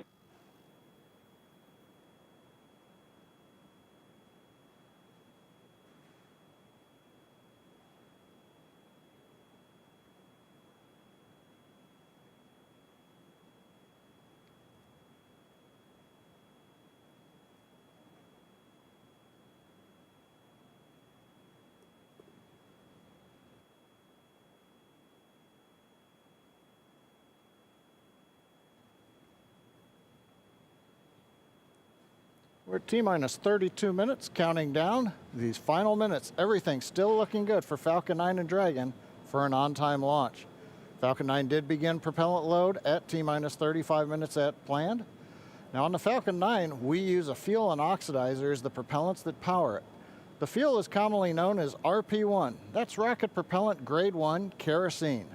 The oxidizer is densified liquid oxygen, also called LOX. Densified means it is kept much colder than typical for launch vehicles. This allows for more oxidizer to be loaded into the first and second stages. Now with the fuel and oxidizer on hand, we need an ignition source to complete that fire triangle, as we call it. For this, Falcon 9 uses a fluid called T-Tub. It ignites in the presence of oxygen and gives off a green-colored flame. Now it's hard to see on the first stage ignition due to the water that'll be spraying on the pad, but you might just see the green flare as the second stage engine ignites following stage separation over 2.5 minutes into flight. Now currently first stage fuel tank is about 10% full. The first stage, as a reminder, as you look on the left side of your screens, the first stage is the long white cylinder at the bottom, topped off by the black cylinder. So over 2/3 of the rocket is that first stage. So the fuel tank is getting loaded. We're also loading the liquid oxygen into the first stage also. The second stage, which is the top 1/3 between the Dragon and the black cylinder, that's the white second stage, that is being loaded with fuel right now. That's about 8% loaded at this moment.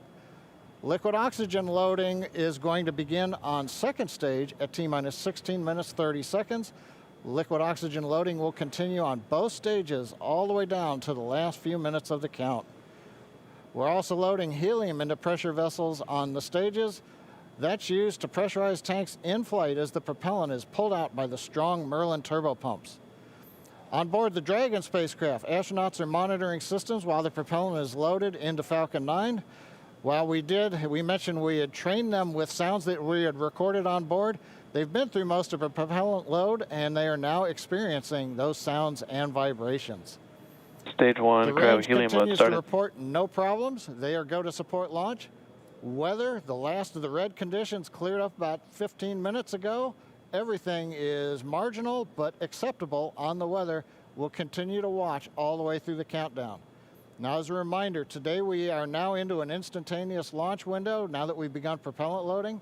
So at this point, if we hear a hold for any reason, we'll have to stand down and target our backup launch opportunity tomorrow, May 31st.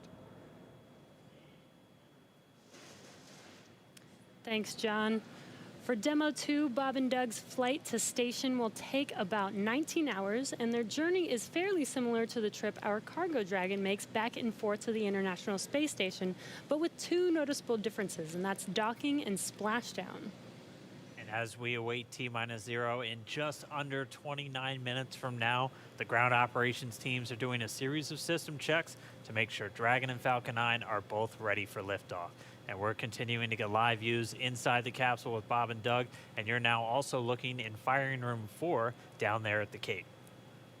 Once we hit T0 and a successful launch occurs, we will watch Falcon 9 and Dragon make their ascent until the Falcon 9 first and second stage separates and sends Dragon on its way to the space station. And at this point, mission operators will prepare Dragon for on-orbit operations, where the vehicle will execute a series of burns that gradually raise its orbit to align more closely with the space station, as you can see in this animation. And just after putting Dragon into the same orbital plane as the station, the teams will get ready for Dragon's approach and docking maneuvers. The next Dragon will make its approach and actually dock with the space station. And this is a very different process from what we've seen with Dragon cargo deliveries in the past, which use a process called berthing. Berthing requires a spacecraft to approach the station and then stop so a crew member can maneuver the station's robotic arm to capture the spacecraft. Docking on this version of Dragon can be done autonomously with no crew on board the station. It's typically a faster process, both when arriving and leaving, but it does still require pinpoint accuracy to approach safely. Once captured, a spacecraft then gets attached to a common berthing mechanism, the same type of port that we use to connect each of the modules on the station together. It's a little bit slower of a process, but the hatches are significantly larger than the docking ports, which makes them perfect for bringing up those really big cargo items. Dragon will spend up to 120 days docked before preparing to return home. Following successful completion of Dragon's test objectives and cargo loading operations, the crew will close the cabin, perform final system checks, and configure the vehicle for undocking. Once the automated undocking sequence is complete, Dragon will complete 2 departure burns using its Draco engines, pushing it away from the space station. And then next up on the trip, deorbit entry and landing, or splashdown, which is going to cover all the operations following that final departure maneuver. It's going to include events like the trunk separation, closing of the nose cone, a deorbit burn, and then eventually as they get into the atmosphere, the deployment of the drogue and the main parachutes, and all of that ends with splashdown right off the Florida coast. At that point, teams from SpaceX will move in with their recovery ship, grab the capsule out of the water, and work to get Bob and Doug out of Dragon after a successful mission in space. So we are 26 minutes away from launch. Fueling of Falcon 9 is continuing. Let's check in one more time down with the team at Kennedy. Murray? All right, thanks, Dan. We are so pumped right now because things have cleared up and it looks like we might actually do this today. If you're just joining us, we are now 25 minutes, 46 seconds and counting from the first launch of astronauts to the International Space Station from U.S. soil in 9 years. This will mark the beginning of a new era where more people will be able to fly to space than ever before. And we want to share with you the results of a poll we asked a little earlier. If you could go to the moon, now it's not where the astronauts are going today, they're going to the space station, but if you could go to the moon, would you rather visit the South Pole where no one has been before or the Apollo 11 landing site? And it was a pretty even split. We had 46% of you say you would go to the moon's south pole, and 54% of you would go to the Apollo 11 landing site. I kind of side with the Apollo 11 landing site because I'm a history buff and I want to see where Neil Armstrong and Buzz Aldrin set foot. So I don't know. What do you guys think? Lauren, which place would you go? I'm with you on that one. And I would love to go see that flag there and those footsteps, those footprints there. Still be there, right? There's no wind up there. Should still be there. Leland, how about you? I think I'm with both of you because it's just like, the meatball, the classic. Yeah. Going to the classic spot. And that's where all of it started. That's where all that inspiration came, even though I was an antenna engineer not seeing it. But besides that, that's history. And hopefully maybe it wouldn't have to be one or the other. That's true. Exactly. Yeah. I mean, we're going to learn more from going where we've never been before. Exactly. And so we need to go to the South Pole too. And we are thrilled to see all of you following along online. Thank you for answering our poll. And we're going to go over to Tahira, who's been monitoring all the action with less than 25 minutes to go. Tahira, I'm sure things are heating up online. Hey, Marie, I mean, you're completely right. Now that we have that go for launch, people are on the edge of their seat right now waiting on this historic moment to take flight. As you can see, photos are still coming in of just everyone around the country showing their excitement for this launch. And it's really been a touching thing to see how everyone's kept this excitement going from Wednesday's first attempt. So we just took a look at numbers, and we are now over 3 million people tuning in for this historic launch.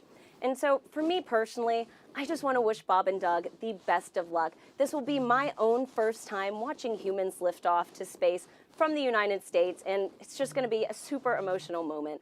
For that, Marie, back to you at Kennedy for these last minutes before launch. All right, thanks, Tahira. And Leland, we got 23 minutes and some change to go. What do you think Bob and Doug are feeling right now? I think, they're very calm, cool, and collected as test pilots, but I think they're thinking about what are the steps that I have to take if a malfunction or something happens. And so the nominal stuff is all kind of automated, but if something happens where they have to intervene with those touch screens, that's what they're thinking. And we're just inside 23 minutes now. So on Wednesday, we were 5 minutes further in the countdown when we heard that call to scrub, and the weather was still very touch and go at this point on Wednesday. But today, it at least for right now, I don't want to jinx it. I'm afraid to even say it out loud, but it looks better today. Yeah, and it feels like I'm feeling it a lot more than I did on Wednesday. Right. And speaking of Bob and Doug and them being really calm and cool and collected, having had the opportunity to be in meetings with them and to watch them train, I have to say, and to all of my friends who work with them every single day, the feedback is always just what great people they are, and just how not just bright and sharp they are, but just good people. And around the office, we often refer to them as the dads. The dads? They're the dads. They're dads. They are dads, and we've met their families. And when you see people on that very personal level, it starts to mean so much. They are a part of our team. They're not a customer. They're our team. They're not a payload. They're our team. They're a family. And so we're just so excited to see the dads up there today. Yeah. Go dads. Yeah. All right, we're going to go send it over to Gary for an update from Houston. Gary? Hey, Marie. The space station team here is focused. All eyes are on the system checks that are happening across the board, and we're listening in as we close in on launch. And I can tell you that things are looking very good. Chris Cassidy will be watching from the International Space Station, right now flying over the Pacific Ocean. It's heading to cross right over the launch pad. We might even get some good views from the station. Hope to be capturing those. We'll have the launch view on the big screen up front, and everyone's excited to see our 2 crew members on their way to the International Space Station. But before we get to it, I just want to pass on good luck from the entire flight operations community here in Houston. It's always exciting to be doing something wholly new and history-making with station operations, and we can't wait to see our team members Bob and Doug in low Earth orbit and heading to the International Space Station. That's it from us here in Mission Control Houston. I'll send it back over to the team in Hawthorne for the latest happening there. John. T-minus 20 minutes, 30 seconds. We're Strong continuing to count down. Everything is still looking good for launch of Falcon 9 and Dragon. 22 minutes, 45 seconds after the hour. Stage right 2 now on the RP1 right-hand mode is side, complete. you can see a large white cloud coming off of the strongback. That is normal. As we get ready to load the second stage with liquid oxygen, we have to chill in the plumbing lines going up that strongback. And so as we relieve pressure, the moist, humid Florida air condenses around it, and that gives you the cloud. So that tells us that things are actually on schedule. We did begin propellant load at T-minus 35 minutes. Fuel loading on the second stage, I believe we just heard the call out that it is complete. First stage fuel load is continuing, and right now that's a little more than, that's about 60% of the way full. So things are looking good. Second stage is getting ready to begin the liquid oxygen loading. After they finish chilling in the lines that you see on the monitor, they'll begin the load at T-minus 16 minutes and 30 seconds. The range right now is go, ready to support. Weather continues to be go. As we inch our way closer, we're keeping our fingers crossed. We're waiting to hear if anybody calls out an issue, but for the moment, as you can see on the screen, it looks good. Now on the Dragon side, the Dragon mission director and the team there are reporting no issues. They've done their communications checkouts. The crew access arm, as you can see, is retracted away from the spacecraft. The crew is strapped in and they are ready to go. Now, final instructions will be going to the crew at T-minus 10 minutes. The crew displays will be configured for launch, and that setup will give astronauts Bob Behnken and Doug Hurley insight into how the launch is proceeding and provides constant updates on vehicle health. We've already heard the crew give their go, close their visors, and get ready for launch. For Dragon, it'll enter terminal count at T-minus 5 minutes. When it transitions to internal power, we'll hear continued callouts on the countdown net as we get close to 0 and to liftoff. But right now, at T-minus 18 minutes, 15 seconds, everything continues to be go for an on-time launch. So Dan, Jesse, things are looking pretty good. How are they doing over at your stand? Things are great from about 15 feet away from you, John I, and honestly, things are looking pretty great down at the pad there. We're seeing a lot more blue in the sky. Green is the color we want when we're talking about weather, and that's where we're sitting right now. So we're continuing to count down. We are under 18 minutes away from liftoff. Again, it's an instantaneous liftoff it's going to be 12:22 and 45 seconds here on the West Coast, 3:22 and 45 seconds over on the East Coast there in Florida. Just a reminder, it's going to be about a 9-minute ride up to orbit for the Falcon 9 and Bob and Doug on board Dragon. It'll be a 2-stage flight, so we'll see the first stage fly until we hear MECO, or main engine cutoff, about 2.5 minutes into flight. After that, the second stage will take over and continue to power them the rest of the way. Second engine cutoff comes in just under 9 minutes at about 8 minutes and 44 seconds. Following that second stage completing its job, it'll continue to coast for about 3 minutes. It'll do a slight attitude adjustment and null out any rate, so make sure it's not in any kind of a spin before they do separation. So that's when the Dragon spacecraft will physically separate from the Falcon 9 vehicle, and Bob and Doug will be flying free. It's about a 19-hour ride if we launch today on time. So that means Bob and Doug will get on orbit. They'll have a number of burns, or those firings of those Draco thrusters that they'll do over Stage 2 LOX load started. We hear the LOX, the liquid oxygen load, has now started on stage 2. But again, they're going to be doing a series of burns on the way uphill towards the International Space Station 5, spread out over the first 16 hours or so of their flight until they get much closer and it's time for that approach and docking. And we are expecting that with an on-time launch to happen today. That'll be coming tomorrow in the afternoon.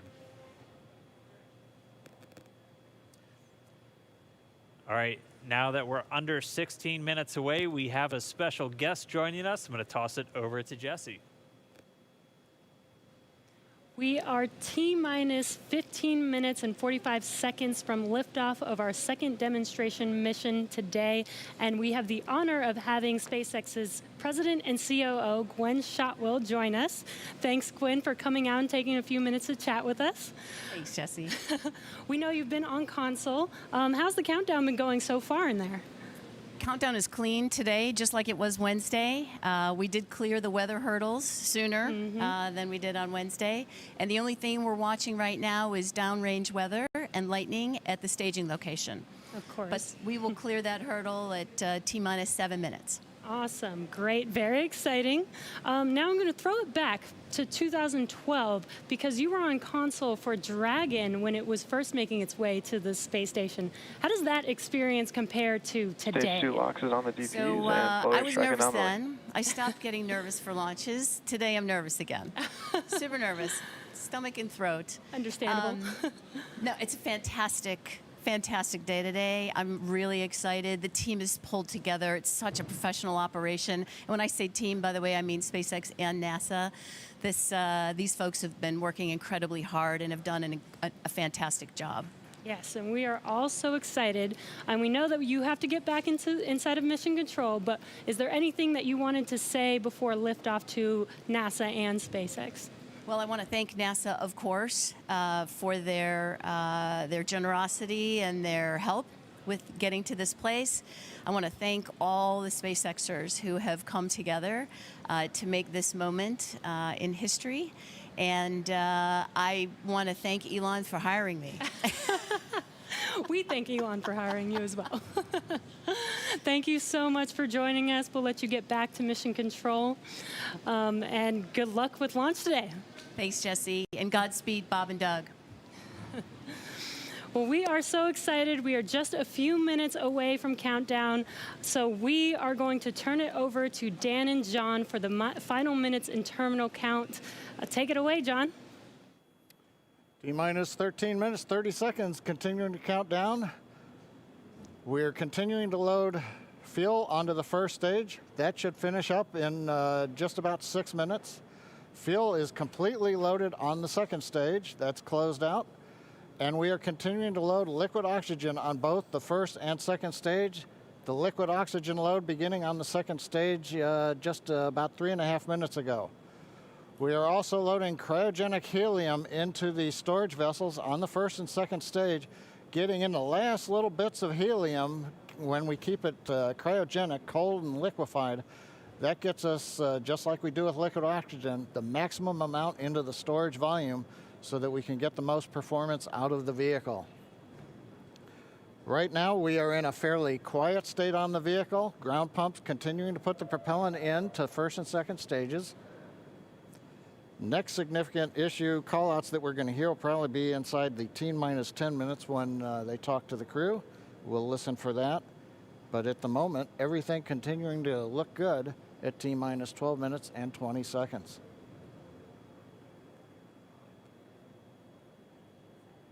Getting real close now, John. It's only a little over 12 minutes away. Just a reminder for everybody, it's about a 9-minute ride uphill. We'll have some dueling boxes going on as that first stage is going to be coming home while the second stage is carrying Bob and Doug into orbit. But obviously, we'll be keeping an eye on our astronauts the whole way uphill. Some of the calls that you'll be hearing, as there will be what we call performance calls over the Dragon to ground the entire way uphill. And you'll just hear some of the SpaceX engineers calling out trajectories and booster performance. So we're always looking for that word nominal. I know that's one of John's favorite words. That's one of mine too. We want to hear nominal as much as possible up on the way uphill. You might also hear some number and letter combinations, and those correspond to the different abort zones that Bob and Doug are in during their flight uphill. There's 1A and 1B, which signify that they're on the first stage. Those carry them from there in the Cape all the way up to about the very top of North Carolina. And then we'll have 2A through 2E or 2 Echo, and that will be on the second stage, and that goes from North Carolina all the way up to about the tip of Newfoundland, so in the northern Atlantic. And then there is a zone of the northern Atlantic that we're going to avoid, and so you should hear the call out be something similar to forward to Shannon, and that just refers to Shannon, Ireland, which they'll be going off the coast of Ireland at the later stages of the second stage if they have to abort. So just prepping you now for some of those calls. You're hopefully going to hear that word nominal a whole lot on the way uphill. 10.5 minutes. Things are pretty quiet. As John I said, it'll pick up right at about 10 minutes. We'll wait for the crew just to confirm that their displays are in order. The crew is already strapped in and reported that they are go for launch. And we'll continue to watch the fuel gauges tick up on the Falcon 9 vehicle until fueling cuts off at just about 2 minutes prior to launch. Dragon and SpaceX confirmed displays are configured for launch. SpaceX Dragon displays are configured for launch. Copy. Bob, Doug, on behalf of the entire SpaceX team, it's been a huge honor to help you get ready for today's historic mission. Know that we're with you. Have an amazing flight and enjoy those views of our beautiful planet.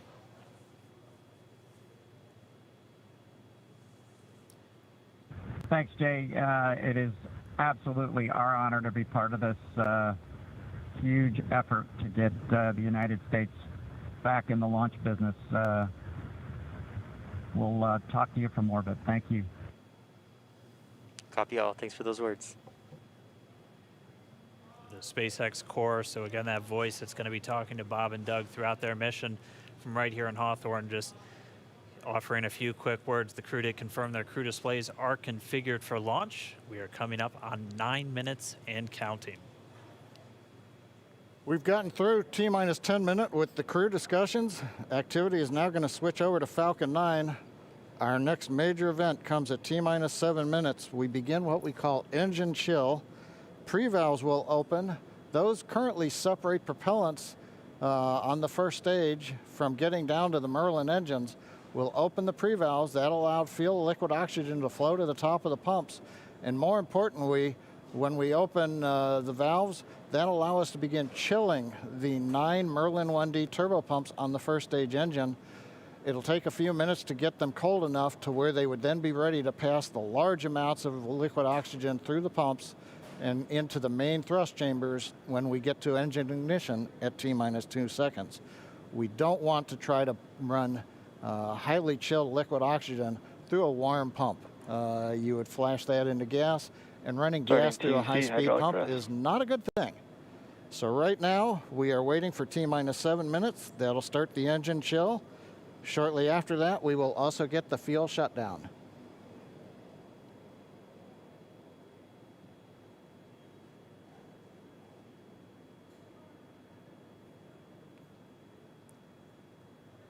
Listening to the SpaceX launch director in the background there. As I mentioned, at T-minus 7 minutes as we start the chill, we will also get into the final topping off of stage 1 fuel, and then the fuel load will complete.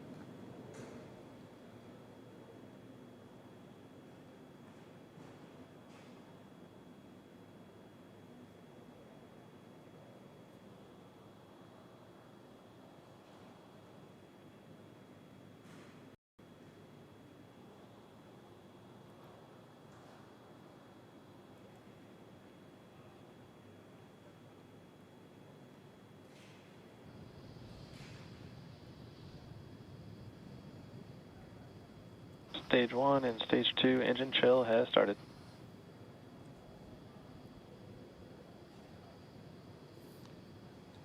We've heard the call out. Stage 1 engine chill has started. That's gone up to the crew so that they've got situational awareness. As I mentioned, the pre-valves are open. And now we are topping off first stage fuel, getting ready to finish the fuel load.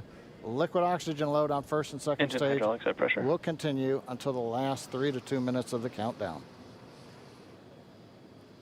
We should hear that call out RP1 load complete coming up in about 6 minutes. Again, RP1 is just that densified kerosene or that rocket fuel that Falcon 9 is going to be used to power Bob and Doug to orbit today.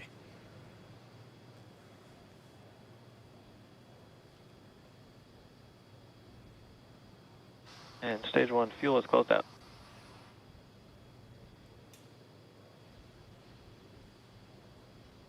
Right on time.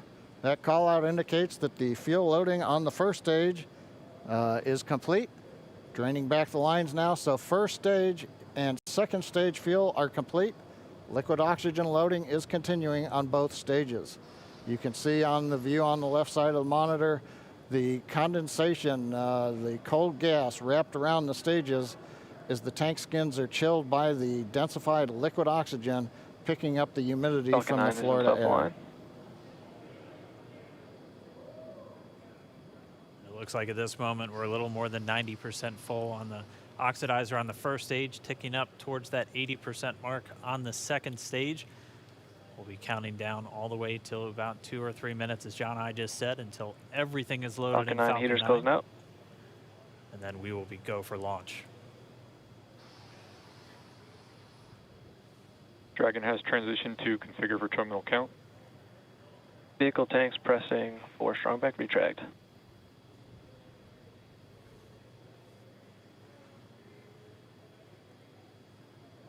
We're pressurizing the Falcon 9 tanks. We're going to open the clamp arm around the second stage and begin to retract the strong back. We'll move back about 2 degrees. That'll get us to the liftoff position. At liftoff, the strong back will then recline about 45 degrees away. Started. Stage 2, RP1 bleed. Launch director called out the strong back retract has started. On the left, you'll see it go back just a couple of degrees. Stage 1, RP1 bleed.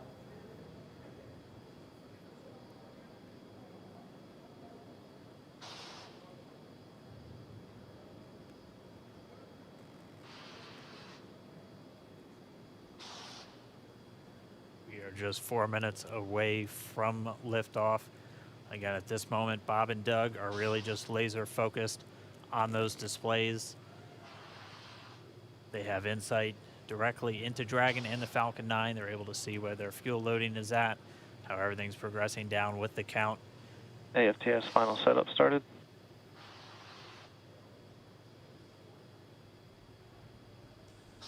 Three and a half minutes from launch. And the Strongback is now reclining away from the Falcon 9.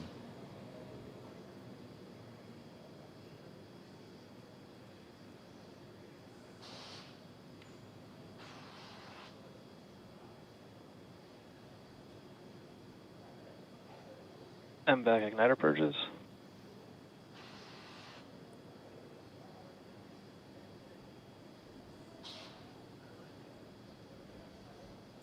Pogo bleed.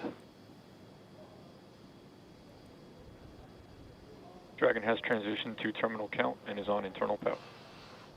Stage 1, LOX load closed out.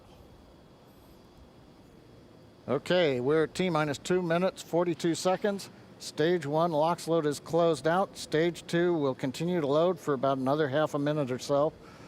Once we get the completion of Stage 2 LOX loading, we have to vent down the line, so you'll see another large white cloud coming off of the Strongback. That'll be normal. That'll happen Vehicle around is transitioning to T-minus internal power. 1 minute and 40 seconds.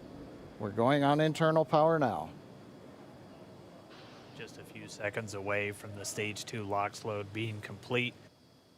It's been almost 9 years since we've been in this position. A lot of work done by thousands of people to get to this point. All our eyes focused on 2 now.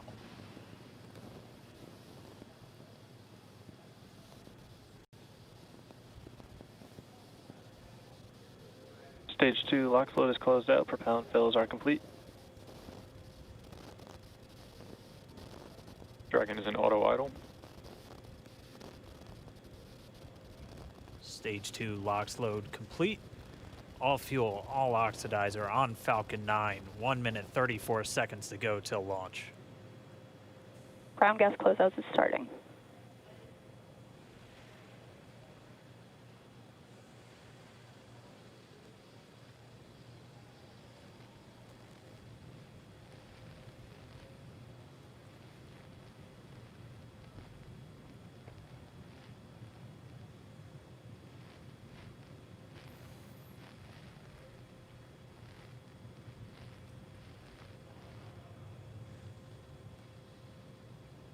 Falcon 9 is in startup. Dragon is in countdown. FTS is armed for launch. Under a minute now, the FTS, the flight termination system, has been armed. Dragon, SpaceX, go for launch. SpaceX Dragon, we're go for launch. Let's light this candle.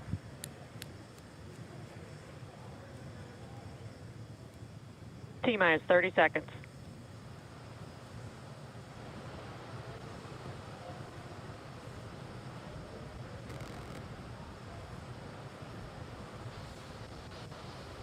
Stage 1 tanks pressing for flight. T-minus 15 seconds. 10, 9, 8, 7, 6, 5, 4, 3, 2, 1, 0. Ignition. Liftoff of the Falcon 9 and Crew Dragon. Go NASA, go SpaceX. Godspeed, Bob and Doug.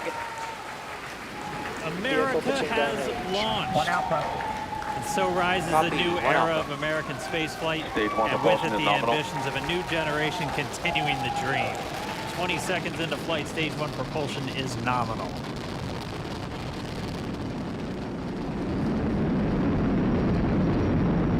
T plus 30 seconds into this historic mission.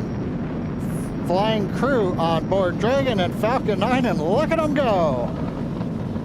Falcon power telemetry nominal. M1D throttle down. We're throttling down to get ready for the period of maximum dynamic pressure. We're in the throttle bucket.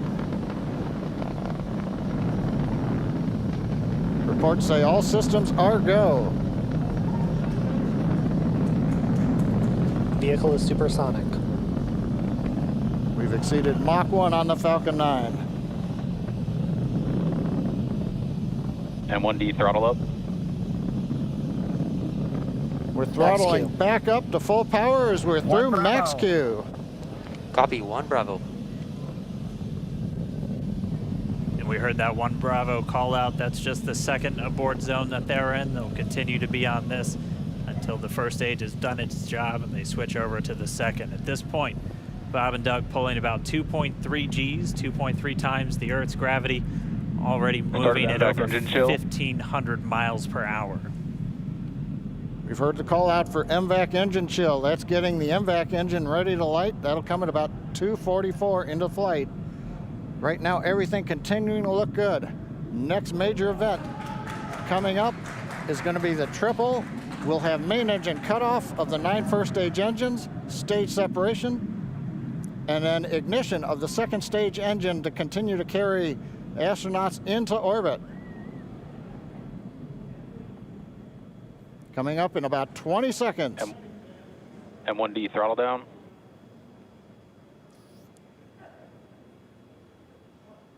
We heard we're throttling down the Merlin engines on the first stage.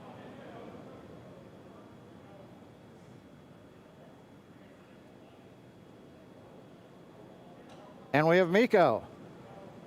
MECO. 2 Alpha. Falcon stage separation confirmed. Copy, 2 Alpha. MVAC ignition.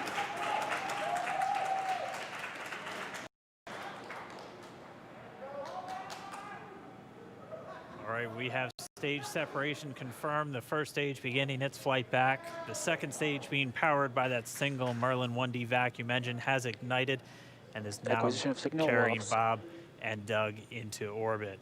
So they're going to continue under the power of this second stage. Stage 2 propulsion is nominal. Which will cut off at SECO, or second engine cutoff, at about 8 minutes and 44 seconds into today's flight. So a little over 5 minutes to go still on this second stage.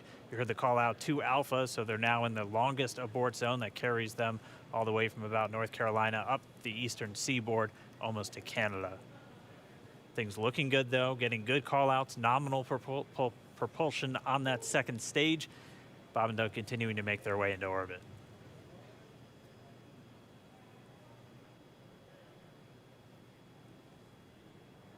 Dragon SpaceX nominal trajectory. Acquisition of signal in Bermuda. SpaceX Dragon nominal trajectory. All right, here in nominal trajectory, so Dragon pointed in the right direction, continuing to make their flight uphill. Heard acquisition of signal Bermuda. That's one of the other ground stations that they're using to get telemetry and data back from this spacecraft. Stage 2 propulsion is still nominal.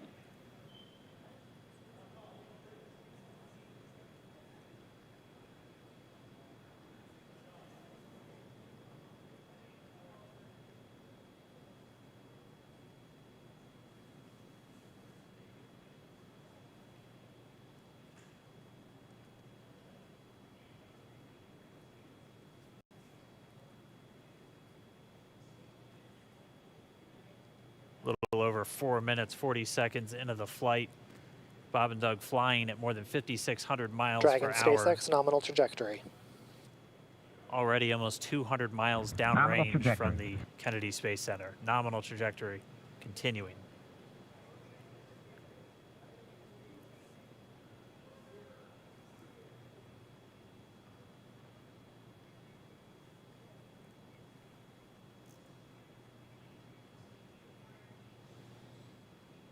And while they continue uphill, looks like we are getting a view of the first stage as well.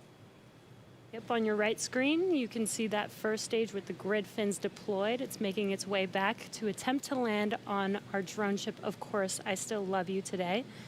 And we're just about a couple minutes away from the entry burn, and that's where 3 of the 9 Merlin engines do ignite to help slow the vehicle down as it re-enters back into the Earth's atmosphere. And then after the entry burn will be the landing burn, which is just a single engine Dragon burn. SpaceX nominal trajectory.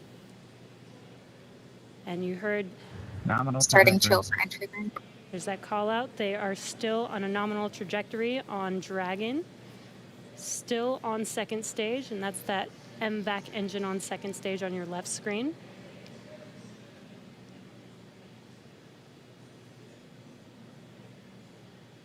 Again, on your right screen is that first stage booster coming back towards our drone ship. Of course, I still love you. We're about a minute away from entry burn. Meanwhile, that second stage continuing to power Dragon into orbit. Again, if you're keeping an eye on that timer, that's going to continue to burn until 8 minutes and 44 seconds into flight. So a little over 2 minutes from now, we'll hear the call out SECO. It'll then be a little Stage 2 propulsion is still good. A little over 3 minutes until Dragon physically separates from the second stage of the Falcon 9 after the upper Dragon stage gets a SpaceX, chance. nominal trajectory. Dragon copies, nominal trajectory. Continuing to check in with Bob and Doug as they are on a nominal trajectory. Just about 10 seconds away from that first stage, starting that entry burn on your right screen. We should be able to see that view live. Stage 1 entry burn startup.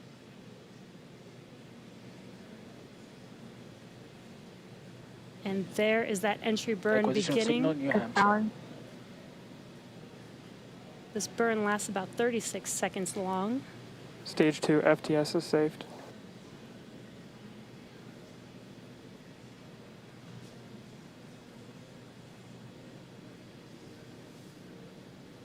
While that entry burn continues, we're just about a minute away from SECO. We'll have a number of events all happen in rapid succession. It'll be the second engine cutoff. Stage 1 we'll entry be burn looking shut for down. that stage 1 landing burn shortly after. Yeah, actually just within a few seconds of each other. It's such a cool view on your left screen, seeing Bob and Doug on Dragon. Right now you can see the displays that they are seeing right now themselves. Terminal guidance. MVAC throttle step. We are coming up 25 seconds or so away from SECO, or second engine cutoff. This is also the point where Bob and Doug are experiencing their highest G-force. We're seeing the counter tick up to right about 1.8. Copy, Shannon. You heard Shannon, so that just means they're in their final abort zones. If they were to abort at this point, it would either be an abort to orbit or to land off the coast of Ireland. Standing by for second Stage 1 landing cutoff startup. confirmation. MVAC throttle step. MVAC shut down. Stage 1 landing learn. Confirmation of SECO's second engine cutoff. Now we are waiting for our first stage to make its way to our drone ship. Of course, I still love you. Dragon SpaceX, nominal orbital insertion. Did get confirmation nominal Dragon orbital copies, insertion. nominal orbital insertion. And what you're seeing on your screen is a live view of our drone ship, where our first stage will be coming down. Looks like we lost that live view, but we'll wait for confirmation of that landing shortly here. Falcon 9 first stage successfully landed. And there you can see on your screen, Falcon 9 has landed. This is the first Falcon 9 to carry humans to orbit, so very exciting for us. And as you can see on your right screen, Bob and Doug are still making their way to their targeted orbit. M1D to recovery 1. So exciting today. M1D. It doesn't stop. It does not stop. All right, we did hear again that call out, good orbital insertion, so that means Falcon 9 and Dragon right now exactly where they're supposed to be. M1D to FRC on recovery 1. And it's right at about 12 minutes when Dragon will separate. Looks like we saw a 0G indicator floating around there. I know Bob and Doug owe us a little bit about what exactly that is that they brought up with them.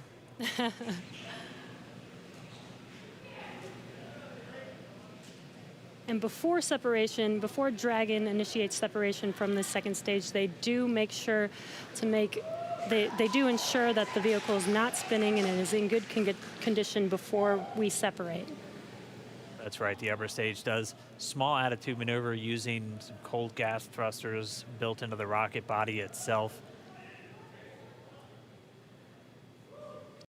Exactly, so we do expect that separation to occur in about a minute from now, but they do wait until they have full confirmation that it is ready to separate. such cool views. I cannot get over this view that we are seeing right now. Bob and Doug on the right screen, inside of Crew Dragon, out in space. Yeah, already 200 kilometers over planet Earth, or a little over 124 miles, traveling in excess of 2,700 meters, 27,000 meters per second, or about 16,000 miles per hour.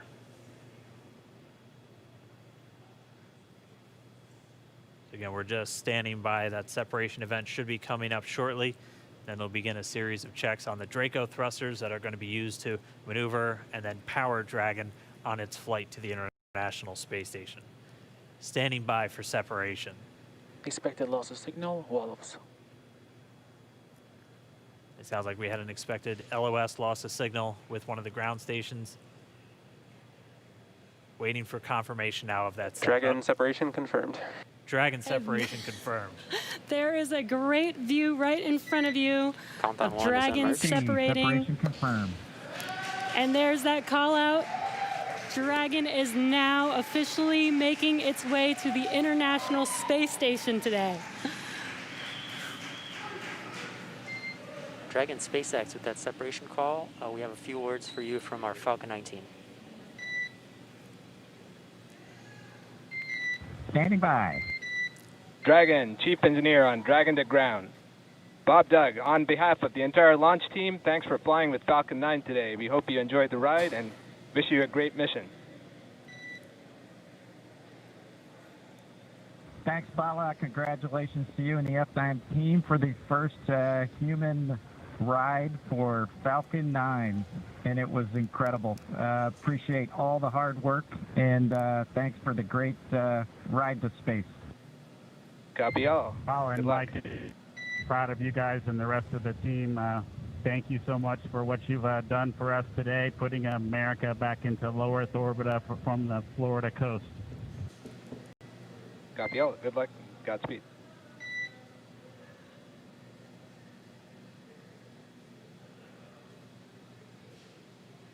All right, so Bob and Doug are in And Dragon space. SpaceX, we confirm nominal ECLS activation and service section Draco checkouts. Nose cone deploys in progress. Copy all. We're monitoring. The Corps here in Hawthorne giving the crew a heads up that we have confirmation the nose cone is deploying. So again, that nose cone is going to open up a little bit more than 90 degrees, goes up to about, I think, 105 degrees, and that's going to expose the actual docking ring and the hatch that they're going to be going through once they attach to the International Space Station, and also 4 of those Draco thrusters, we call them the forward bulkhead thrusters, that are going to be used for these major phase burns or firings of those thrusters to actually raise their orbit gradually over the coming hours. Also heard good activation of the ECLS, that's the Environmental Control and Life Support System. That's everything controlling their atmosphere, just keeping Dragon a nice, safe, habitable environment where they're going to be living for the next 19 hours until they arrive at the space station. Right, exactly. And Falcon 9's job may be done for today, but the mission is not over. Crew Dragon's job is not done. As you can see, Bob and Doug are still inside Crew Dragon, making their way. It will be a 19-hour trip to the International Space Station before they dock tomorrow morning. And such cool views. I love that we can get these live views here and see and watch what they're doing now that they are in orbit.